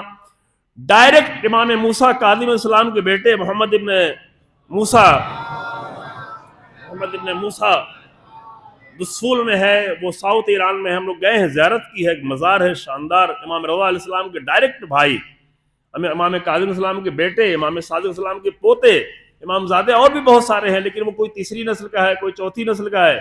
لیکن جو امام کے بیٹے ہیں، امام کے پوتے ہیں، امام کے، وہ ویڈیو بہت سارے لوگوں نے کس طرح آ کے جلا رہے ہیں، کس طرح پیروں سے پہلے زری پہ مار رہے ہیں. آپ دیکھیں، آپ لوگ تڑپتے ہیں کہ جب زیارت کرنے جائیں تو زری تک کسی طرح پہنچ جائیں. اب یہی بات ہو رہی تھی ہمارے جوانوں کے درمیان میں. کتنا اچھا لمحہ ہوتا جب انسان زری تک اپنے آپ کو پہنچ جائے. کوئی اگر اپنے پیروں سے زری توڑنا چاہے، پھر نہیں ٹوٹے تو لائے قالین میں آگ لگائے، پھر قالین کو زری کے اوپر ڈالے تاکہ جلا دیا جائے. یہ کون لوگ ہو سکتے ہیں؟ ان کو سمجھتے ہیں کہ یہ کسی حد تک بھی مسلمان ہو سکتے ہیں. لیکن الحمدللہ ایک نقطہ اور جلدی سے سن لیں عزیزو، تھوڑا سا یہ مسئلہ یہاں پہ بیان کر دیں، جو آپ، کیونکہ یہ مسائل ابھی بار بار اور پیش آنے والے ہیں، یہ نہیں کہ سب کچھ ٹھہر گیا، یہ ابھی بار بار پیش آئیں گے. تو ایک تو یہ 2,30,00,000 کی طاقت سمجھے، جو ٹارگٹ یہ ہے کہ 3 کروڑ تک یہ پہنچایا جائے. اور یہ لوگ تربیت کہاں پاتے معلوم ہے؟ ہماری مسجدوں میں تو جوان آتے، ماشاءاللہ الحمدللہ مسجد تقریباً بھری ہوئی تھی مغرب کے وقت میں، خدا کا شکر ہے یہ رغبت پیدا ہوئی. یہ سب انقلاب اسلامی کے بعد ہی ہوئی ہے. یہاں پہ بزرگ لوگ بیٹھے، ان کو معلوم ہے کہ انقلاب اسلامی کے پہلے مسجدوں میں کچھ کھانستے ہوئے، گھر سے نکالے ہوئے بوڑھے ہی رہتے تھے، جن سے بیویاں پریشان ہو چکی ہوتی تھیں، گھر کے لوگ پریشان ہوتے تھے، وہی آ کے مسجد میں نظر آتے تھے، اور وہ بچوں کو ڈانٹ ڈانٹ کے بھگا بھی دیتے تھے. ابھی اس نسل کے کچھ لوگ ابھی بھی باقی ہیں، وہ کہتے بچے کیوں شور کرتے؟ بھائی بچے وہیں شور کرنے کے لیے، بچوں کو شور کرنے دو، چیخنے دو، دوڑنے دو، بھاگنے دو، لیکن مسجد میں آنے دو، تاکہ مسجد سے ان کا انس بنے، مسجد سے ان کی محبت بنے، مسجد میں انہیں اچھا اخلاق نظر آئے. بچوں کو پیچھے نہیں بھگاؤ کہ میری نماز خراب ہوئی. آپ اپنی نماز کو اتنا اچھا کرو کہ بچوں کے شور سے آپ کی نماز کو مشکل نہ ہو. آپ اپنے دل کے حضور کو اتنا مضبوط کرو، آپ نماز میں اللہ کو اس طرح دیکھو کہ بچے آپ کو دکھائی نہ پڑے، ان کا شور آپ کو سنائی نہ پڑے، آپ کو ڈسٹرب نہ کرے. عزیزو آئیں، لیکن آپ بنیادی بات یہ ہے کہ مسجدیں کیوں توڑی گئیں، 250 مسجدیں کیوں جلائی گئیں؟ اس لیے جلائی گئی کہ یہ 2,30,00,000 جو بسیج تیار ہوئے ہیں، جو ہر لمحے اپنی جان لے کے حاضر ہوتے ہیں. اور عراق و ایران کی جنگ میں بسیج ہی نے جنگ جیتی تھی، آرمی نے جنگ نہیں جیتی تھی، جبکہ وہ شروع کے دور کے بسیج تھے. وہ ہمیشہ تیار ہے کہ دین کے نام پہ، حق کے نام پہ کہیں بھی مجھے بلایا جائے میں حاضر ہوں، جان دینے کے لیے حاضر ہوں. اور یہ پلتے کہاں ہیں؟ یہ پلتے ہیں مسجدوں کے ذریعے سے، ان کی تربیت ہوتی ہے مسجدوں کے ذریعے سے. خدا کرے انشاءاللہ تعالی وہ زمانہ آئے کہ ہماری مسجدیں بھی ایسی بنے کہ جہاں سے حق کے عاشق پیدا ہوں، صرف ثواب لینے والے نہ آئے کہ نماز پڑھ کے ثواب لے کے چلے جائیں، حق پہ قربانیاں دینے والے آئیں. جو مسجد کے بارے میں ہم کبھی عرض کر چکے ہیں کہ رسول اللہ کی مسجد ایسی تھی، امیر المومنین کی مسجد ایسی تھی، جتنی بھی جنگیں ہوتی تھی وہ مسجد ہی سے تربیت پائے ہوئے لوگ جا کے حق کی جنگ لڑا کرتے تھے اور قربانیاں دیتے تھے، شہادت دیتے تھے. اس لیے انہیں مسجدوں سے بہت ہی نفرت ہے. اب ہماری مسجدوں سے ابھی نفرت نہیں ہے، لیکن جو لوگ جانتے ہیں کہ ان مسجدوں میں یہ صلاحیت پائی جاتی ہے، انہوں نے ابھی سے نفرت کرنا شروع کر دی. تو ابھی تو ہم نے وہ صلاحیت پیدا ہی نہیں کی، انشاءاللہ پیدا ہو دھیرے دھیرے، خدا کرے پیدا ہو. تو امام نے یہ فرمایا عزیزوں، یہ میں نقطہ میں چھوڑ دیتا ہوں اور ایک نقطہ چھوٹا سا اور بیان کر کے کہ دیکھیں یہ جو موقع دیا ہے 2 دن 4 دن 10 دن، یہ حکومت موقع دیتی ہے کہ آپ اپنا جو احتجاج کرنا ہو کر لو. جو ایک ڈیموکریسی حکم ہے، احتجاج کرنے کا حق ہونا چاہیے. تھوڑا مسئولین پر بھی پریشر پڑے کہ تھوڑا محنت زیادہ کریں، کوشش زیادہ کریں. 47 سال سے سنکشن لگا ہوا تو محنت تو زیادہ کرنی پڑے گی، مشکلات تو بہت زیادہ ہیں. اور دوسرے یہ بھی ہوتا ہے کہ بہت سارے چہرے، باطل ایجنٹ کے سارے چہرے پہچان لیے جاتے ہیں. 1 ہفتے 10 دن میں سارے چہرے پہچان لیے جاتے ہیں. جتنا وہ کئی سال میں کوشش کر کے تیار کرتے ہیں، چند دنوں میں پہچان لے جاتے ہیں. سب کو پکڑ کے ان کو جی ہاں ان کا حساب لگا دیا جاتا ہے. آج کل کے رہبر نے کہا دی کہ نہیں، ان کو رہا نہیں، ان کو چھوڑا نہیں جائے گا. جنہوں نے آ کر لوگوں کی جانیں لی، 3 سال کی بچی کی جنہوں نے جان لی ہے، جلایا ہے، مارا ہے، قتل کیا ہے، انہیں چھوڑا نہیں جائے گا. لیکن بنیادی مسئلہ یہ ہے کہ حسین ابن علی سلام اللہ علیہ نے اپنی شہادت اور قربانی اور انقلاب کے ذریعے سے ایک ایسا مکتب قائم کر دیا ہے کہ جس کے نتیجے میں ایسے لوگ مسلسل تربیت پاتے رہے ہیں. اور یہ جملہ پچھلے سال کا پھر میں دہرانا چاہ رہا ہوں کہ تاریخ میں کبھی بھی حق اتنی قوت سے نظر نہیں آیا ہے جتنا آج نظر آ رہا ہے. اتنی بڑی تعداد میں حق پر جان دینے والے نہیں نظر آئے ہیں جتنا الحمدللہ آج موجود ہے. اور اس کے بعد امام نے فرمایا اس جملے کے بعد کہ مومن جو ہے یہ لقائے رب کی آرزو پیدا کر لیتا ہے. اور اس کے بعد فَإِنِّي لَا أَرَى الْمَوْتَ إِلَّا سَعَادَةً وَالْحَيَاةَ مَعَ الظَّالِمِينَ إِلَّا بَرْمًا. میں موت کو سعادت اور خوشبختی کے سوا کچھ سمجھتا ہی نہیں. اور یہ نظریہ بغیر اہل بیت کے دین کے پیدا ہی نہیں ہو سکتا. مولوی کے دین سے یہ نظریہ نہیں پیدا ہوگا، صاف صاف سن لیں، چاہے میں ہی خود اپنے آپ کو اس میں شامل کرتا ہوں. مولوی کے دین سے یہ سوچ کبھی نہیں پیدا ہوگی جب تک کہ مولوی کا دین بھی اہل بیت کے دین سے نہ مل رہا ہو. گڑھے گڑھائے دین سے کبھی بھی یہ سوچ نہیں پیدا ہو سکتی کہ انی لا اری الموت الا سعادہ، میں موت کو، حق کی راہ میں موت کو سعادت کے سوا کچھ نہیں سمجھتا. والحیات مع الظالمین الا برما، اور ظالموں کے ساتھ زندگی گزارنے کو ذلت اور رسوائی کے سوا کچھ نہیں سمجھتا. ابھی تو بعض لوگ اپنے گھروں میں ظالموں کے ساتھ تصویر کھنچانے کو مل جائے تو فوٹو لگائے بیٹھے ہوئے ہیں. جی ہاں، اپنے گھروں میں ظالموں کے ساتھ تصویر لگا کے فخر کر رہے ہوتے ہیں. بڑا ظالم نہیں ہو، محلے ہی کا ظالم ہو، ایک ایم ایل اے کی شکل میں ہو، ایم پی کی شکل میں ہو، فلاں کی شکل میں ہو، اس کی شکل میں ہو، اس کی شکل میں ہو، ظالموں کے ساتھ تصویر کو فخر سمجھتے ہیں. لیکن حسین ابن علی کی نگاہ میں ظالموں کے ساتھ زندگی گزارنا ذلت و رسوائی ہے. زندگی ذلت و رسوائی ہے. اگر ظالموں کی زندگی سے ہم اپنے آپ کو راضی کر چکے ہیں تو یہی سب سے بڑی ذلت ہے. اگر ظالموں کے ملک میں ہم اپنے آپ کو ظلم کے ساتھ راضی کر لیں کہ ہاں ٹھیک ہے کوئی مسئلہ نہیں ہے، تو یہی حسین ابن علی کی نگاہ میں ذلت ہے، رسوائی ہے. لہذا انسان کہیں بھی زندگی گزار رہا ہو، اس کے اندر ایک تڑپ یہ ہمیشہ موجود رہے گی. ممکن ہے حضرت آسیہ کی طرح سے فرعون کے دربار ہی میں زندگی گزارنی پڑے، لیکن اس دربار میں بھی یہ تڑپ رہے گی کہ جب بھی ضرورت پڑے گی حق کے لیے اپنی جان کو ہم دے دیں گے. اور دے دیا، جناب موسیٰ کے لیے جان دے دیا، آسانی سے جان دے دی. معلوم تھا کہ اس بچے کا پالنا بھی جان دینے کے برابر ہے، اس کو بڑا کرنا بھی جان دینے کے برابر ہے، اس کی حمایت کرنا بھی جان دینے کے برابر، دے دی جائے گی. لیکن یہ مکتب کہاں سے ملتا ہے؟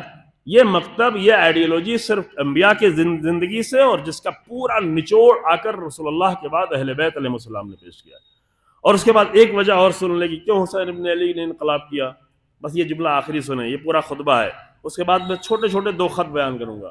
اس کے بعد امام نے فرمایا کہ ان الدنیا، جی ہاں،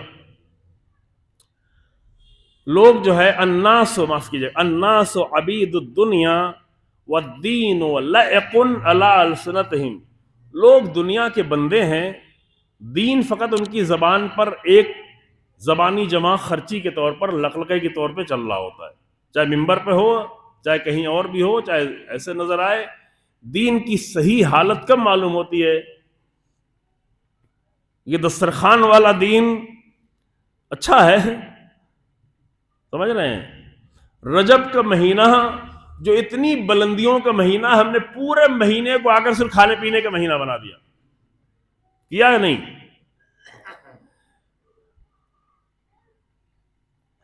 ٹھیک ہے، مومنین کو کھلا رہے ہیں، پلا رہے ہیں، کچھ غریبوں کو اچھا کھانا مل جا رہا ہے، بہت اچھی بات ہے، لیکن یہ کہ ہم آپ کو کھلائیں، آپ مجھے کھلائیں، اور صبح سے لے کے شام تک کھاتے کھاتے شوگر اتنی بڑھ جائے، حالت اتنی خراب ہو جائے۔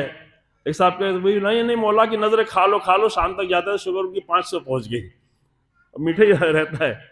تو مولا یہ سب کچھ نہیں کرتے، مولا کے اوپر بھی آ کر تلوار پڑے گی تو کٹے گا، سمجھ رہے ہیں؟ اگر مولا کے اوپر بھی آ کر تلوار لگے گی، تلوار کا کام ہے کاٹنا، تو تلوار آپ کو بھی کاٹے گی اور امام حسین کے جسم کو کاٹے گی، امیر المومنین کے جسم پڑے گی تو بھی کاٹے گی۔ یہاں کوئی معجزہ نہیں ہوگا، نہیں آ کے مجھ پہ تلوار مارو مجھے کچھ نہیں ہوگا، نہیں شوگر کھاؤ گے تو شوگر ہوگی، سمجھ رہے ہیں؟ قانون جو بنا ہوا ہے، قانون جو اللہ نے قانون بنا دیا ہے، وہ اس میں کبھی مخالفت نہیں ہوا کرتی ہے۔ خصوصی حالات میں جو معجزے ہوتے ہیں وہ بھی کسی قانون کے تحت ہی ہوتے ہیں۔ لہٰذا ماہ رجب کے پورا مہینہ گزر گیا ہے، ماہ رجب کے اتنے عظیم مہینے کو، جس کے لیے میں شروع رجب میں چنئی میں تھا، ایک مجلس پڑھنی تھی، روایتیں دیکھنے لگا، کم سے کم 50 روایتیں ہم نے پڑھی جو ماہ رجب کے لیے صرف دی، ورنہ ہیں اور بھی اتنی حدیثیں، اتنی روایتیں ہیں۔ اب شروع میں ہم پڑھتے ہیں، اب یہاں آخر میں کیا پڑھیں، آپ خالی پریشان ہوں گے، ٹائم بھی اتنا نہیں ہوگا، تو ماہ رجب گزر گیا۔ لیکن جب مہینہ شروع ہو تو آپ کہیں اپنے علماء سے کہ میرے سامنے رجب کی روایتیں پڑھی جائیں، ماہ رجب کیا ہے، اہل بیت کی نگاہ میں ماہ رجب کیا ہے؟ ماہ رجب صرف کھانے کا مہینہ نہیں ہے بھائی، اتفاق سے ماہ رجب اتفاق سے روزے کا مہینہ ہے۔ اب روزہ اور کھانا دو تو جمع نہیں ہو سکتا، لیکن ہم تو ماہ رمضان میں بھی روزہ اور کھانا جمع کر لیتے ہیں، یہ تو ہنر ہے۔ تو وہی ہنر دکھائیں بھائی، رات میں کھا لے جتنا کھانا ہو، دن میں کبھی کبھی ماہ رجب میں روزہ بھی رکھ لے انسان، ہے نا، تاکہ ماہ رجب سے آغاز کر لے۔ ماہ رجب سے لیے بہترین جملہ یہ ہے کہ جب ماہ رجب میں انسان بیج ڈالے گا، ماہ رجب میں کھیت آمادہ کرے گا، تبھی ماہ شعبان میں بیج ڈال پائے گا، اور جب ماہ شعبان میں بیج ڈالے گا تبھی ماہ رمضان میں اس کی فصلیں کاٹ پائے گا۔ یوں نہیں کہ ڈائریکٹ ماہ رمضان میں ساری فصلیں مل جائے، رجب سے کوئی فائدہ ہی نہیں اٹھایا، شعبان میں کوئی تیاری نہیں کی، دل کی زمین آمادہ نہیں کی، دل میں کوئی الہی نور کا بیج ڈالا ہی نہیں ہے، اور ماہ رمضان میں سارے خزانے مل جائیں گے، معمولی مسئلہ تھوڑی نہیں ہے۔ امام نے فرمایا الناس عبید الدنیا، لوگ دنیا کے بندے ہیں، والدین لائق علی السنتہم، دین ان کی زبانوں پہ لقلقے کے طور پر، زبانی جمع خرچی کے طور پہ چل رہا ہوتا ہے۔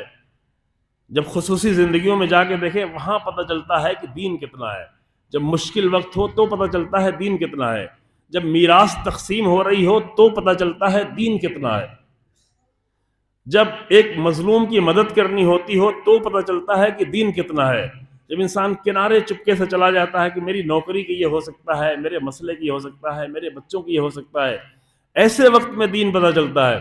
دسترخوان پہ کسی کا دین نہیں پتہ چلتا، ورنہ اگر دسترخوان سے دین پتہ چلنے والا ہوتا ہمارے آپ کے دسترخوان سے، تو اس سے کہیں زیادہ امام حسن اسلام کے دسترخوان سے دین پتہ چلتا، کہیں زیادہ۔ لیکن امام حسن اسلام کے دسترخوان پہ وہی لوگ آ کے کھا رہے تھے جنہوں نے امام حسن اسلام کو میدان جنگ میں بالکل تنہا چھوڑ دیا تھا۔ صرف تنہا چھوڑا نہیں تھا، دیکھا کہ سب لوگ لوٹ رہے ہیں، ہمارے پاس کچھ نہیں بچا ہے، اور سارے خیمے بھی لٹ گئے، تو آخر میں دیکھا کہ امام حسن کا خیمہ تو بھی بچا ہے، تو چلو امام حسن ہی کے خیمے میں حملہ کرتے ہیں، جو قالین بچھا ہوا تھا وہ قالین لوٹ کو لے جاتے ہیں۔ لوٹا، یہ خیمہ لوٹنے کے لیے معاویہ کا لشکر تھوڑی نہیں آیا تھا، یہ خیمہ لوٹنے کے لیے وہی اپنے ہی لشکر کے لوگ تھے جو بے ایمان لوگ تھے، جن کا ایمان نہیں تھا۔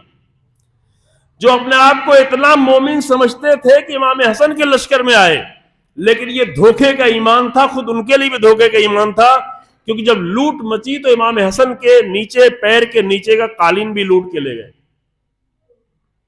جا کے تاریخ پڑھے.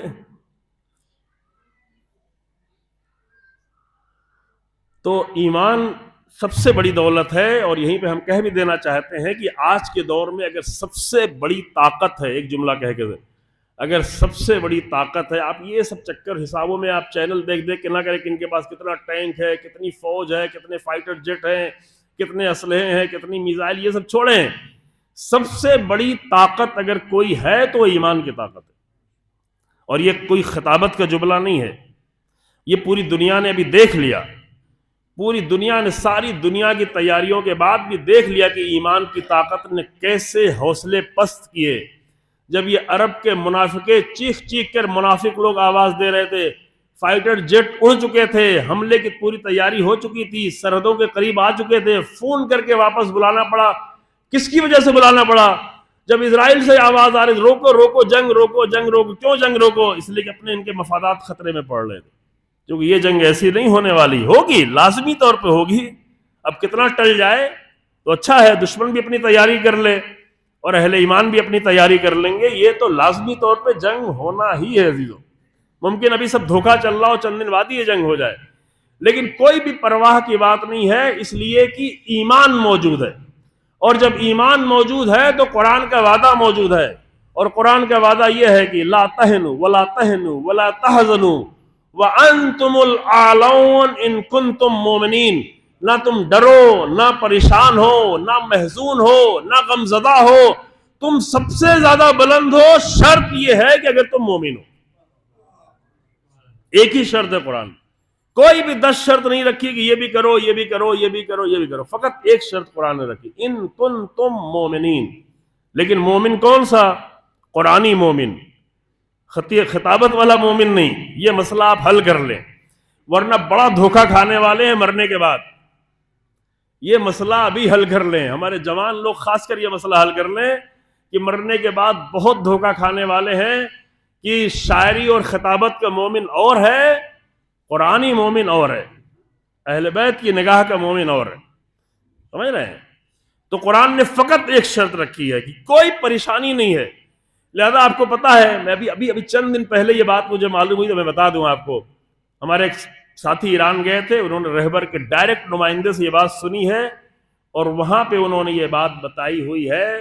کہا کہ میں یہاں پہ گیا، انہوں نے کہا کہ افریقہ کے لیے تم ایک جو ہے منصوبہ تیار کرو. ان کو افریقہ کا نمائندہ بنایا گیا، کہا منصوبہ تیار کرو. ہمارے جو یہاں پہ رہبر کے نمائندے تھے مہدی پور صاحب، سب جانتے ہوں گے، ان کو ابھی افریقہ کے ذمہ دار بنایا گیا. جنگ جو محرم جون میں ہوئی ہے، 12 جون سے لے کے 22 جون تک، 24-23 جون تک، اس میں کہا کہ افریقہ کے لیے منصوبہ تیار کرو. انہوں نے افریقہ کا منصوبہ بنا کے دے دیا. جنگ کے 1-2 دن پہلے بنا کے دیا کہ بھئی افریقہ میں ہمیں کیا کام کرنا ہے. سمجھ رہے ہیں؟ اور پھر جنگ شروع ہو گئی. 12 دن کی جنگ ہوئی. جنگ ختم ہونے کے دوسرے ہی دن فون آیا کہ بھئی آپ آئیے، جو منصوبہ آپ نے تفصیلی منصوبہ بنا کے، وہ 1-2 خط نہیں دیا تھا، 2 لائن نہیں دی تھی، تفصیلی منصوبہ. کہا کہ رہبر نے اس کو پڑھ لیا ہے، وہ آپ کو بلا رہے ہیں میٹنگ کے لیے کہ آپ آئیے. یعنی جنگ کے درمیان میں ایک انسان اتنا مطمئن ہے، ہم تو یہاں پریشان تھے، اتنا اس جنگ کے حالات میں مطمئن ہے کہ آئندہ کے افریقہ کے شیعت کے پرچار کے منصوبے کو جنگ کے درمیان میں پڑھ رہا ہے، کیونکہ معلوم ہے کہ ایمان ہے تو اللہ کا وعدہ پورا ہوگا. ایمان ہے تو اللہ کا وعدہ پورا ہوگا. اور آپ کو یہ بھی بتا دیں، ہمیں اسی دن معلوم ہوا تھا کہ جب حملہ ہوا صبح یار نماز صبح کے پہلے سے معلوم ہوا تھا نا، 12 جون کو کتنے کمانڈرز مار دیے گئے، سارے بڑی ٹیم اوپر کے سارے کمانڈر شہید کر دیے گئے. عظیم لوگ تھے. ابھی وقت نہیں کہ میں آپ کو بتاؤں کہ حاجی زادے کیا تھے. میزائل کے ٹیکنالوجی کی پہلے دن سے یہاں تک لے جانا کہ آج پوری دنیا پریشان ہے اس میزائل کی ٹیکنالوجی. حاجی زادے اس میں اول دن سے شریک تھے. یہاں تک وہ لے کے اپنی زمینیں بیچ کے تنخواہیں دیتے تھے. جب پیسے کی کمی تھی سینکشن کی وجہ سے، تو اپنے جو پراپرٹی کچھ تھی آباء و اجداد کی، اپنی زمینیں بیچ کے اپنے ٹیم کے لوگوں کو تنخواہیں دیتے تھے. یہاں تو مال امام کی بنی ہوئی چیزیں ہم لوٹنے کے چکر میں لگے رہتے ہیں، مدرسوں میں، اسکولوں میں، یہاں وہاں کی کچھ ہمارا پیٹ بھرتا رہے. پیٹ بھرا ہوا ہے تب بھی اور چاہیے. یہاں وہ مومنین وہ ہیں، اب ان کو بھی مومن ہم کہتے ہیں، ان کو بھی مومن کہتے ہیں، مسجد کی زمین لوٹ لیں، امام باڑے کی زمین لوٹ لیں، بیچ دیں، یہ سب بھی مومن ہیں، ان کو مومن کا بڑا بڑا لقب دیا جاتا ہے، لیکن انہوں نے اپنی پراپرٹیز بیچ کے تنخواہیں دی تاکہ میزائل کی ٹیکنالوجی کو اتنے اوپر لے جایا جائے کہ فائٹر جیٹ آ کے حملہ کرنے والے ہوں، اسرائیل سے آواز آ رہی روکو ورنہ میرا ملک تباہ ہو جائے گا. یہ صرف میزائل کی ٹیکنالوجی تھی. تو دو چیزیں ہمارے مومنین اور بچوں کو سمجھ لینا چاہیے کہ اگر طاقت ابھی ہے، جو اتنی بڑی جنگ میں کامیابی، اتنی عزت ملی ہے الحمدللہ، یہ صرف ایک رہبر کی عزت نہیں ہے، ایک رہبر کے ذریعے سے پوری شیعت کی آئیڈیالوجی کی عزت ہے. سمجھ رہے ہیں؟ اور شیعت کی آئیڈیالوجی کہاں پیش کی گئی؟ انقلاب حسین ابن علی لائے ہیں. توجہ کریں، انقلاب 28 رجب سے شروع ہوا ہے. شیعت کا عظیم انقلاب حسین ابن علی لائے.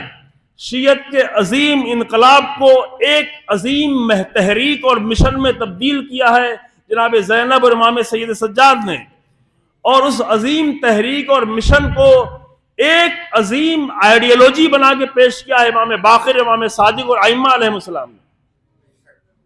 ائمہ علیہ السلام یوں ہی جان نہیں دے رہے تھے، لوگوں کو تو خیرات ملتی تھی، تحفے ملتے تھے، تھیلیاں آتی تھی، خلے آتے تھے، خلے بادشاہ آتے تھے، لباس آتے تھے، اور سارے تو مولوی تھے وہاں پہ، وہ سب کو مل رہے ہوتے، جتنے عالم تھے بڑے بڑے ان سب کے پاس درباروں سے ہمیشہ مسلسل آتا رہتا تھا، ادھر سب کچھ آتا تھا، ادھر ائمہ کے پاس تلواریں آتی تھی، حملے ہوتے تھے، بار بار چیک کیا جاتا تھا، مشکل میں ڈالا جاتا تھا. کیوں ہوتا تھا؟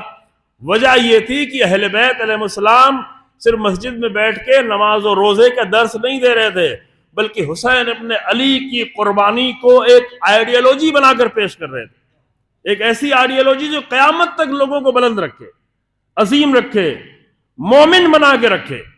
وہ آئیڈیالوجی جو امام خمینی نے آ کر دوبارہ بڑے پیمانے پہ زندہ کی، الحمدللہ موجود تھی لیکن محدود بہت تھی. جب امام خمینی نے بڑے پیمانے پر اس آئیڈیالوجی کو پیش کیا تو الحمدللہ ابھی مکتب کربلا کے تحت اتنے کروڑوں لوگ آمادہ ہیں کہ ساری دنیا کی طاقت مل جائے لیکن ان کے پائے قدم سے بات میں لغزش پیدا ہونے والی نہیں ہے. جو دیکھ لیا، پوری دنیا نے تجربہ کر لیا. 10 دن میں دیکھیں میڈیا کی زبان کیسے بدلی ہمارے ملک میں. ابھی کہتے بھاگ رہے ہیں بھاگ رہے ہیں بھاگ رہے ہیں، اب دیکھیں میڈیا کی زبان کیا ہے. پھر کہیں گے یہی 2 سال بعد پھر مرحلہ ہوگا، پھر یہ کہیں گے، چونکہ یہ سمجھ ہی نہیں سکتے کہ ایمان انسان کو کہاں تک لے جاتا ہے اور ایمان کی طاقت کیا ہے. تو میں اپنے جوانوں سے اور خاص کر بچوں اور نوجوانوں سے کہنا چاہتا ہوں کہ 2 طاقت حاصل کر لو، ایک ایمان کی طاقت، دوسرا علم کی طاقت. علی گڑھ مسلم یونیورسٹی کا یہ شہر ہے، علم کی طاقت حاصل کریں. ایمان بہت ہی عظیم تھا لیکن آج جو اتنی بڑی عظمت حاصل ہوئی ہے تو ایمان کے ساتھ ساتھ علم میں اتنی پیش رفت کی ہے. 9000 سیٹلائٹ کو لاک کر دیا، کوئی معمولی مسئلہ ہے؟ انٹرنیٹ یہاں سے آپ کو بند کرنا مشکل ہو جاتا ہے. ایلن مسک کے سیٹلائٹ 9000 کی تعداد میں سیٹلائٹ پورے 500 کلومیٹر اوپر چکر لگا رہے ہیں، اور انٹرنیٹ ایسی ہوتا ہے کہ ایک سیٹلائٹ سے دوسرے سیٹلائٹ کنیکٹ ہوتی رہتی، اس لیے بیچ میں رکتا نہیں انٹرنیٹ. آپ کسی بھی جنگل میں، ایمیزون کے جنگل میں جا کر اگر آپ استعمال کریں یہ لنک جو ہے تو آپ کو مل جائے سیٹلائٹ، کیونکہ اتنے سارے سیٹلائٹ ہے کہ جس کی بنیاد پر وہ آپ کو ملتا رہے گا.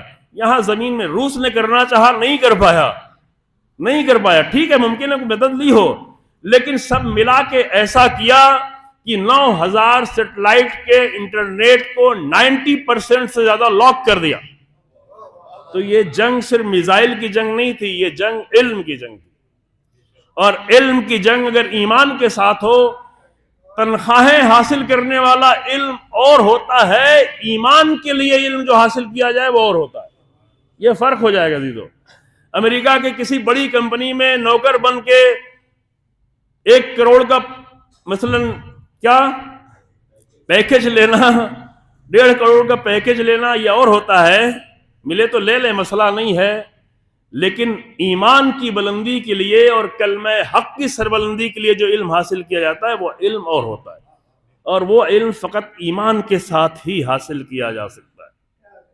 ٹھیک ہے، یہی کمی تھی مکے والوں میں جو کربلا تک نہیں آئے، یہی کمی تھی مدینے کے لوگوں میں جو کربلا تک نہیں آئے. کافر نہیں تھے، لیکن ایمان کی بھی اس منزل پہ نہیں تھے کہ آ کر حق کی اتنی حمایت کر سکے۔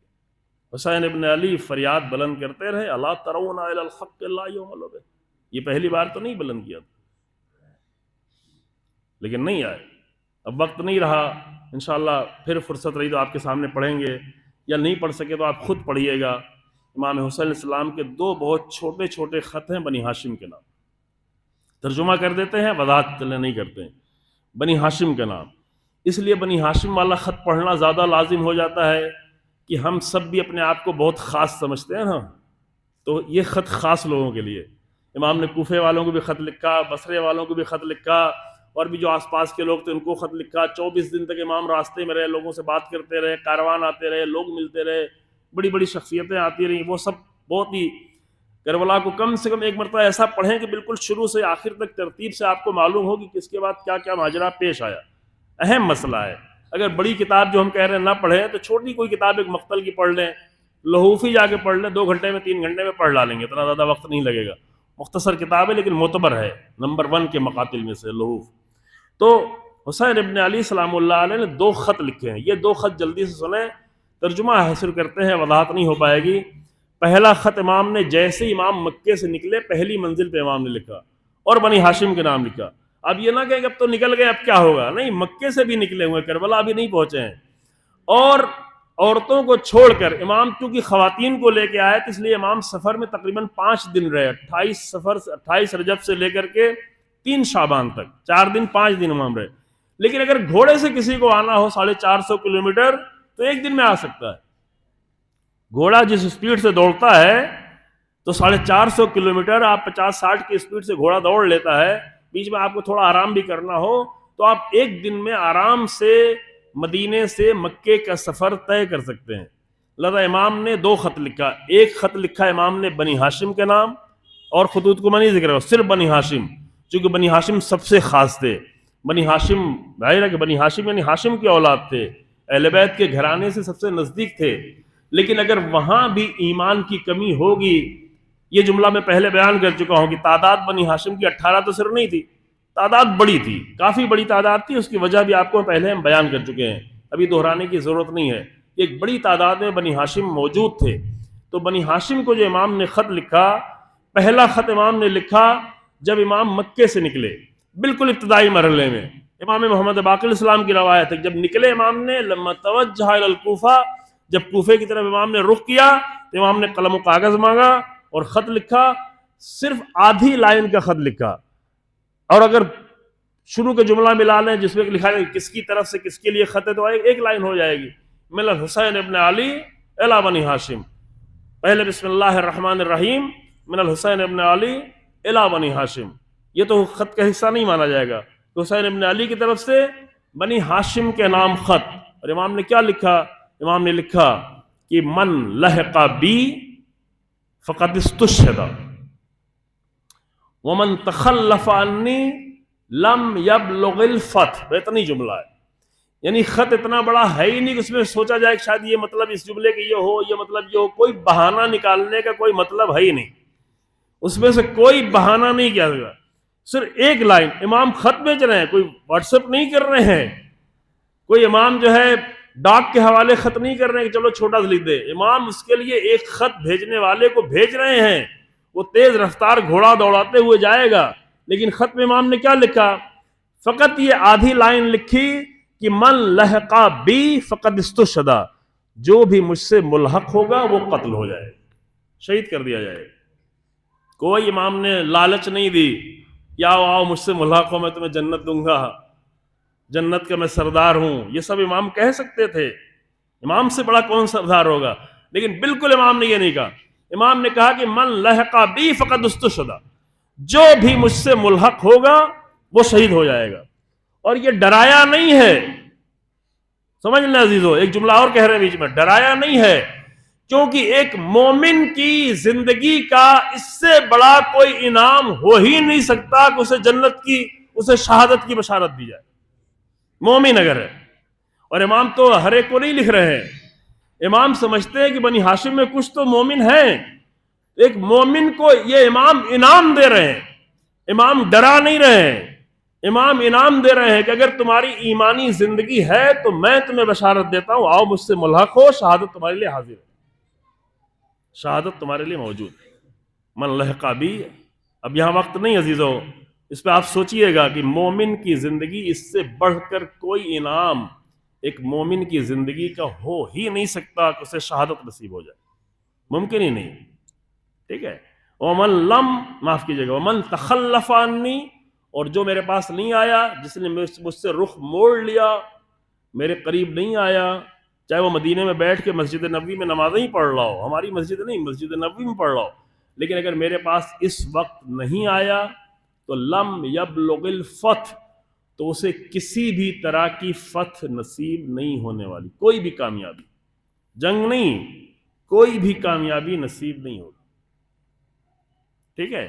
یہ امام کا ایک خط تھا، اتنا ہی تھا۔ دوسرا خط امام نے کربلا کی سرزمین پہ پہنچ کے لکھا، اور بالکل پہلے ہی دن لکھا، 2 محرم کو۔ یہ خطبہ بھی امام کو جو میں نے پڑھا 2 محرم کا ہے، خط بھی امام نے لکھا 2 محرم کو۔ جلدی ترجمہ اور جلدی مصائب پڑھتے ہیں۔ وہاں پہ امام نے پھر لکھا کہ من الحسین ابن علی الی بنی ہاشم، اس میں محمد حنفیہ کا نام بھی اضافہ کیا، محمد حنفیہ و بنی ہاشم، چونکہ بہرحال امام کے نمائندے کے طور پہ موجود تھے، اور امام نے کہا تھا کہ تم میری نگاہ بن کے رہو، امام نے یہ کہہ کے ان کو روکا ہوا تھا، لیکن اب امام نے ان کو خط لکھا اور بنی ہاشم کو خط لکھا، اللہ اکبر، اور فرماتے ہیں اتنا سا جملہ خالی کہ کأن الدنیا لم یکن وکأن الآخرہ لم تزل، بھائی اتنی خط، پورا خط اتنی ہے۔ اب وہ جو امام نے مکے کے بعد لکھا تھا وہ تو 450 کلومیٹر جانا تھا، یہ خط جو امام نے وہاں سے لکھا ہوا یہ 1500 کلومیٹر کا فاصلہ ہے، کربلا سے لے کے مدینے کا فاصلہ 1500 کلومیٹر کا ہے، اور 1500 کلومیٹر کا فاصلہ بھی 2 ڈھائی 3 دن میں گھوڑے سے طے کیا سکتا ہے، کاروان کے ساتھ نہیں، عورتوں کے ساتھ نہیں، اونٹوں کے ساتھ نہیں، لیکن گھوڑوں سے طے ہو سکتا ہے۔ تو امام نے انہیں خط بھیجا اور یہ جملہ فرمایا کہ کان دنیا لم یکن، گویا کہ دنیا تھی ہی نہیں، دنیا ہے ہی نہیں۔ کیوں لوگ حسین ابن علی کی مدد کو نہیں آئے، یا آج کیوں لوگ حق کی مدد نہیں کرتے ہیں؟ صرف اور صرف وجہ ہے دنیا، دنیا کی حکومت، دنیا کی لذت، دنیا میں مزہ، دنیا میں خاندان، دنیا میں اولاد، دنیا میں پراپرٹی، یہی جو بنائی ہوئی ہے۔ تو امام نے فرمایا کان الدنیا لم یکن، دنیا تو گویا ہے ہی نہیں، تم کسے دیکھ رہے ہو؟ وہ لوگ جو اللہ کو نہیں دیکھتے انہیں ساری دنیا نظر آتی ہے، ورنہ دنیا کیا چیز ہے؟ دنیا تو ہے ہی نہیں۔ وَكَأَنَّ الْآخِرَةَ لَمْ تَزَلْ، اور گویا کی آخرت تو ایک لمحے کے لیے زائل ہی نہیں ہوئی۔ تو حسین ابن علی کے ساتھ کون آئے؟ وہی آئے جس نے آخرت دیکھی ہوئی۔ بس عزیزو، اگر آپ کا زیادہ وقت لیا تو معذرت، مجھے بھی بہرحال گاڑی پکڑنی ہے فوراً مجلس کے بعد۔ کان الآخرہ لم تزل، آخرت ایک لمحے کے لیے زائل ہونے والی چیز نہیں۔ یہ نہیں کہ بعد میں مریں گے تو آخرت آئے گی، جی ہاں، یہ 2 رکعت کے نماز والے مومن کا تصور مریں گے تو آخرت آئے گی، لیکن حسین ابن علی کا تصور آخرت یہ نہیں ہے۔ حسین ابن علی فرمانے آخرت تو ایک لمحے کے لیے زائل ہی نہیں ہوئی بھائی، لم تزل۔ لم تزل جب لم آ جاتا ہے مضارع پہ تو ماضی کا معنی، یعنی پاسٹ ٹینس کا معنی دیتا ہے، یہ نہیں کہ بعد میں نہیں آئے گی، نہ، پچھلے زمانے میں آخرت جو ہماری زندگی ہے اس میں ایک لمحے کے لیے آخرت ظاہر ہی نہیں ہوئی۔ تو حسین ابن علی کے ساتھ مقتل میں وہی آئے ہیں جن کے لیے دنیا کوئی معنی نہیں رکھتی، اور جن کے لیے دنیا معنی نہیں رکھتی ان کے لیے شہادت پھر کوئی مسئلہ نہیں ہوتی، شہادتیں ان کے لیے کوئی مسئلہ نہیں ہوتی۔ اگر ہم اتنے بڑے ملک میں، اتنی بڑی آبادی رہ کر ڈرے ہوئے گھبرائے ہوئے ہیں کیونکہ ہم نے حسین، ٹھیک ہے لوگ نہیں سمجھتے ہیں، لیکن مومنین تو حسین ابن علی کا ذکر کرتے ہیں، وہ کیوں نہیں سمجھتے؟ اگر 9 کروڑ کی آبادی والا ایک ملک، اس میں 2 کروڑ کے لوگوں سے پوری دنیا کی باطل طاقتیں اتنی زیادہ ڈری ہوئی ہیں تو اتنی کم تعداد بھی تو نہیں ہے، لیکن مسئلہ یہ ہے کہ مومن ہے کہ نہیں۔ اگر مومن ہے، ان کی نگاہ میں آخرت ہے تو کوئی مسئلہ نہیں عزیزو، اور کبھی بھی اس قوم کو ڈرایا نہیں جا سکتا ہے جو شہادت کے لیے تیار ہو۔ اور کربلا کی سب سے بڑی میراث ہی یہی ہے کہ کربلا لوگوں کو شہادت کے لیے تیار کرتی، اس کربلا کو چھوڑ دیجئے، کوئی معنی نہیں رکھتا جو کربلا انسان کو شہادت کی منزلوں تک، جو شہادت کے عشق تک انسان کو نہ پہنچا پائے، وہ حسین ابن علی کی کربلا نہیں ہو سکتی۔ وہ کسی کی بھی کربلا ہو سکتی ہے، ہمارے آباء و اجداد کی، مولوی کی، ذاکر کی، خطیب کی، شاعر کی، لیکن حسین ابن علی کی کربلا نہیں ہو سکتی۔ حسین ابن علی کی کربلا یعنی جس میں شہادت کے لیے واجب حج بھی چھوڑ دیا جاتا ہے، شہادت کے لیے مکہ چھوڑ دیا جاتا ہے، شہادت کے لیے کعبے کو چھوڑ دیا جاتا ہے، شہادت کے لیے عرفات کو چھوڑ دیا جاتا ہے، شہادت کے لیے مدینہ چھوڑ دیا جاتا ہے، شہادت کے لیے شوہر کو چھوڑ دیا جاتا ہے، شہادت کے لیے زہیرقین بیوی کو چھوڑ دیتے ہیں، شہادت کے لیے بچوں کو چھوڑ دیا جاتا ہے۔ جب حسین ابن علی مدینے سے نکل رہے ہیں تو کون آئے حسین ابن علی کے ساتھ؟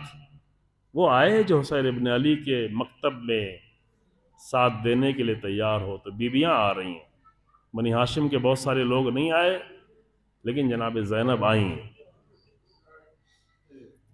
ام کلثوم آئیں، ام رباب آئیں، جو بہت ضعیفی کی وجہ سے نہیں آ پائے تو اپنے 4 بچوں کو بھیج دیا۔ یہ نہیں کہا کہ ایک بچہ چلا جائے، 2 چلا جائے، اچھا 3 چلا جائے، ایک تو میرے پاس رہے۔ ایک ایسی ماں،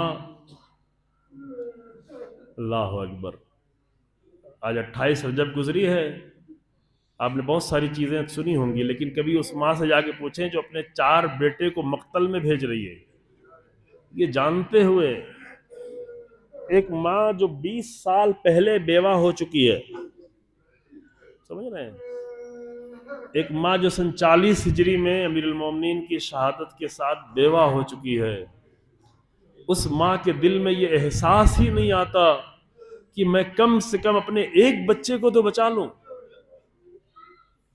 یہی فرق ہے عزیزو، ایمان اور غیر ایمان کا۔ بنی ہاشم کے بہت سارے لوگ اپنے آپ کو بچاتے چلے گئے، بچاتے چلے گئے، بچاتے چلے گئے، امام خط لکھتے رہے، پھر بھی بچتے چلے گئے اور بچاتے چلے گئے۔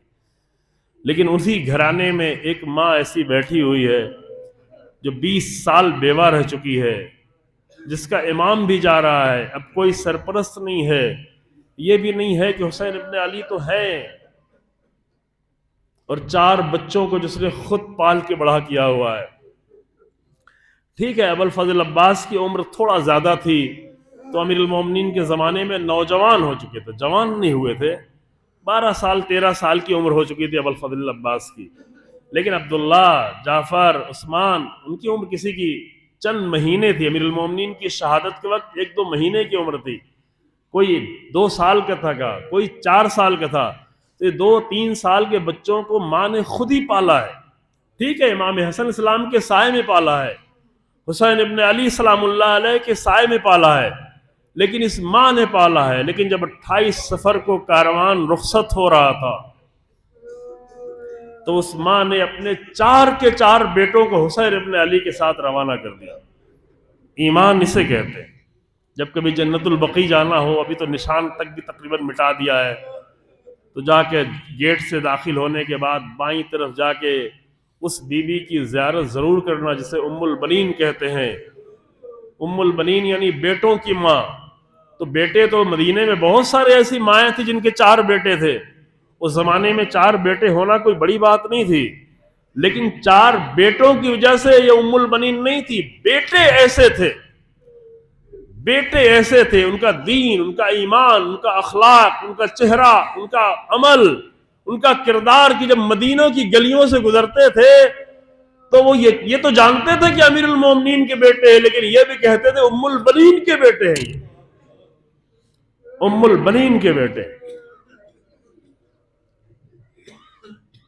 جس ماں کے دل میں اتنا شوق شہادت ہو، وہی اپنے 4 بیٹوں کو مقتل میں بھیجتی ہے، اس یقین کے ساتھ کہ یہاں کوئی بھی واپس آنے والا نہیں۔ تو 28 رجب کی جو رخصت ہوئی ہے وہ سخت منزل تھی عزیزو، وقت زیادہ گزر گیا ہے لیکن یہ جملے پڑھنا لازم ہے۔ حسین ابن علی کا مدینہ چھوٹ رہا ہے، حسین ابن علی مدینے ہی میں پیدا ہوئے تھے،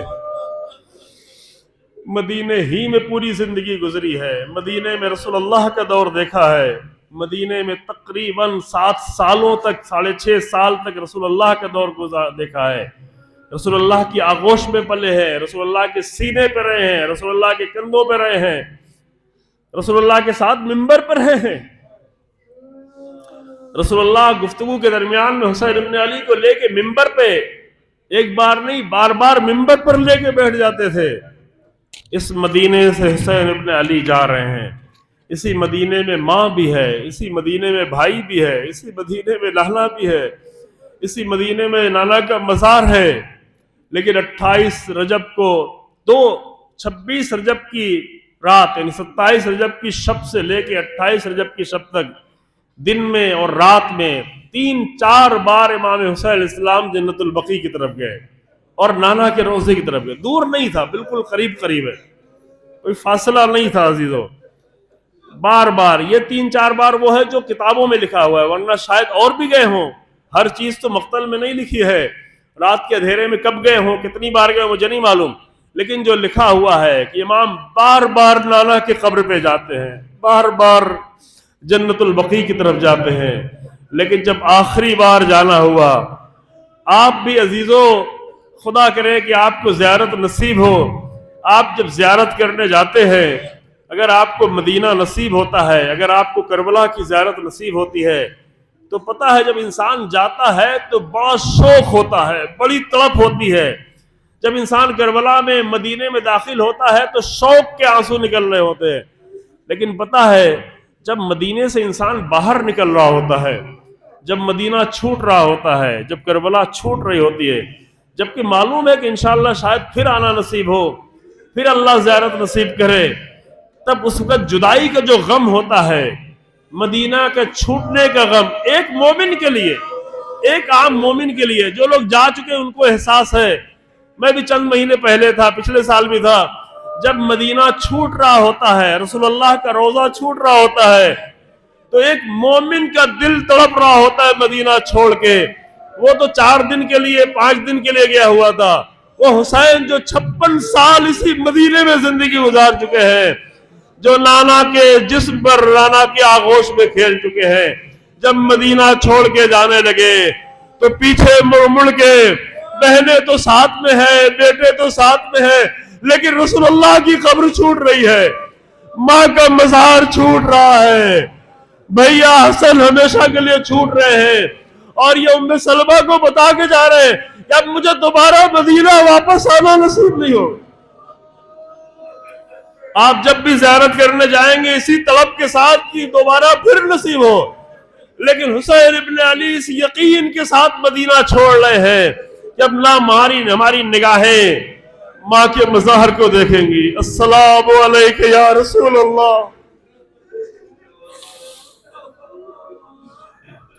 حسین کا مدینہ چھوٹا، پچھلے سال عرض کیا تھا، اس سال عرض نہیں کرتے ہیں کہ مکہ حسین کا کیسا چھوٹا، لیکن یہ مدینے سے رخصت ایک مرحلہ تھا، لیکن سب سے زیادہ سخت اور مشکل رخصت حسین ابن علی کی اس وقت تھی جب عاشور کے لمحوں میں، عصر عاشور کے وقت اتنے مقتل اور اتنے لاشوں کے درمیان سے اپنے 6 مہینے کے بچے کو خیمے کے پیچھے جا کے قبر خود اپنی تلوار سے بنا کے چھپا چکے ہیں، اور اب آگے خیمے سے رخصت ہو رہے ہیں۔ وہ مدینے کی رخصت بھی حسین کو ہمیشہ یاد رہی، لیکن یہ خیمے سے رخصت ہے جو قیامت تک کوئی مومن بھی نہیں بھول پائے گا کہ ایک مقتل میں کھڑے ہو کر لاشوں کے درمیان بھوک اور پیاس کی حالت میں، جہاں خیمے میں سوکھے ہوئے مشکیزیں پڑے ہوئے ہیں، جہاں غذا کا ذرہ برابر بھی اہتمام نہیں ہے، جہاں چھوٹے چھوٹے بچے آگے دامن پکڑے ہوئے ہیں، بیویاں حسرت بھری نگاہوں سے دیکھ رہی ہیں، جس بیوی پہ نگاہ پڑتی ہے شہید یاد آتے ہیں جن کی لاشیں مقتل میں پڑی ہوئی ہیں، اور وہاں سے حسین ابن علی رخصت ہو رہے ہیں۔ اے حسین، تم نے جس دین کے لیے مدینہ چھوڑ دیا، اے حسین آپ نے جس دین کے لیے بیویوں کو مقتل میں تنہا چھوڑ دیا، اے حسین ابن علی آج ہم اس دین کے وارث ہیں تو ہمیں اس دین پر ثابت قدم قرار دے۔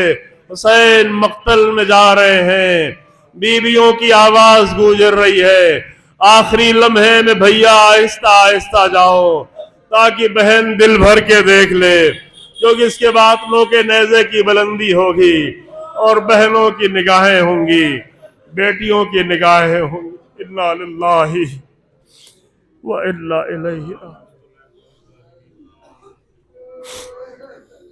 سيعلم الذين ظلموا۔ ماتم حسین۔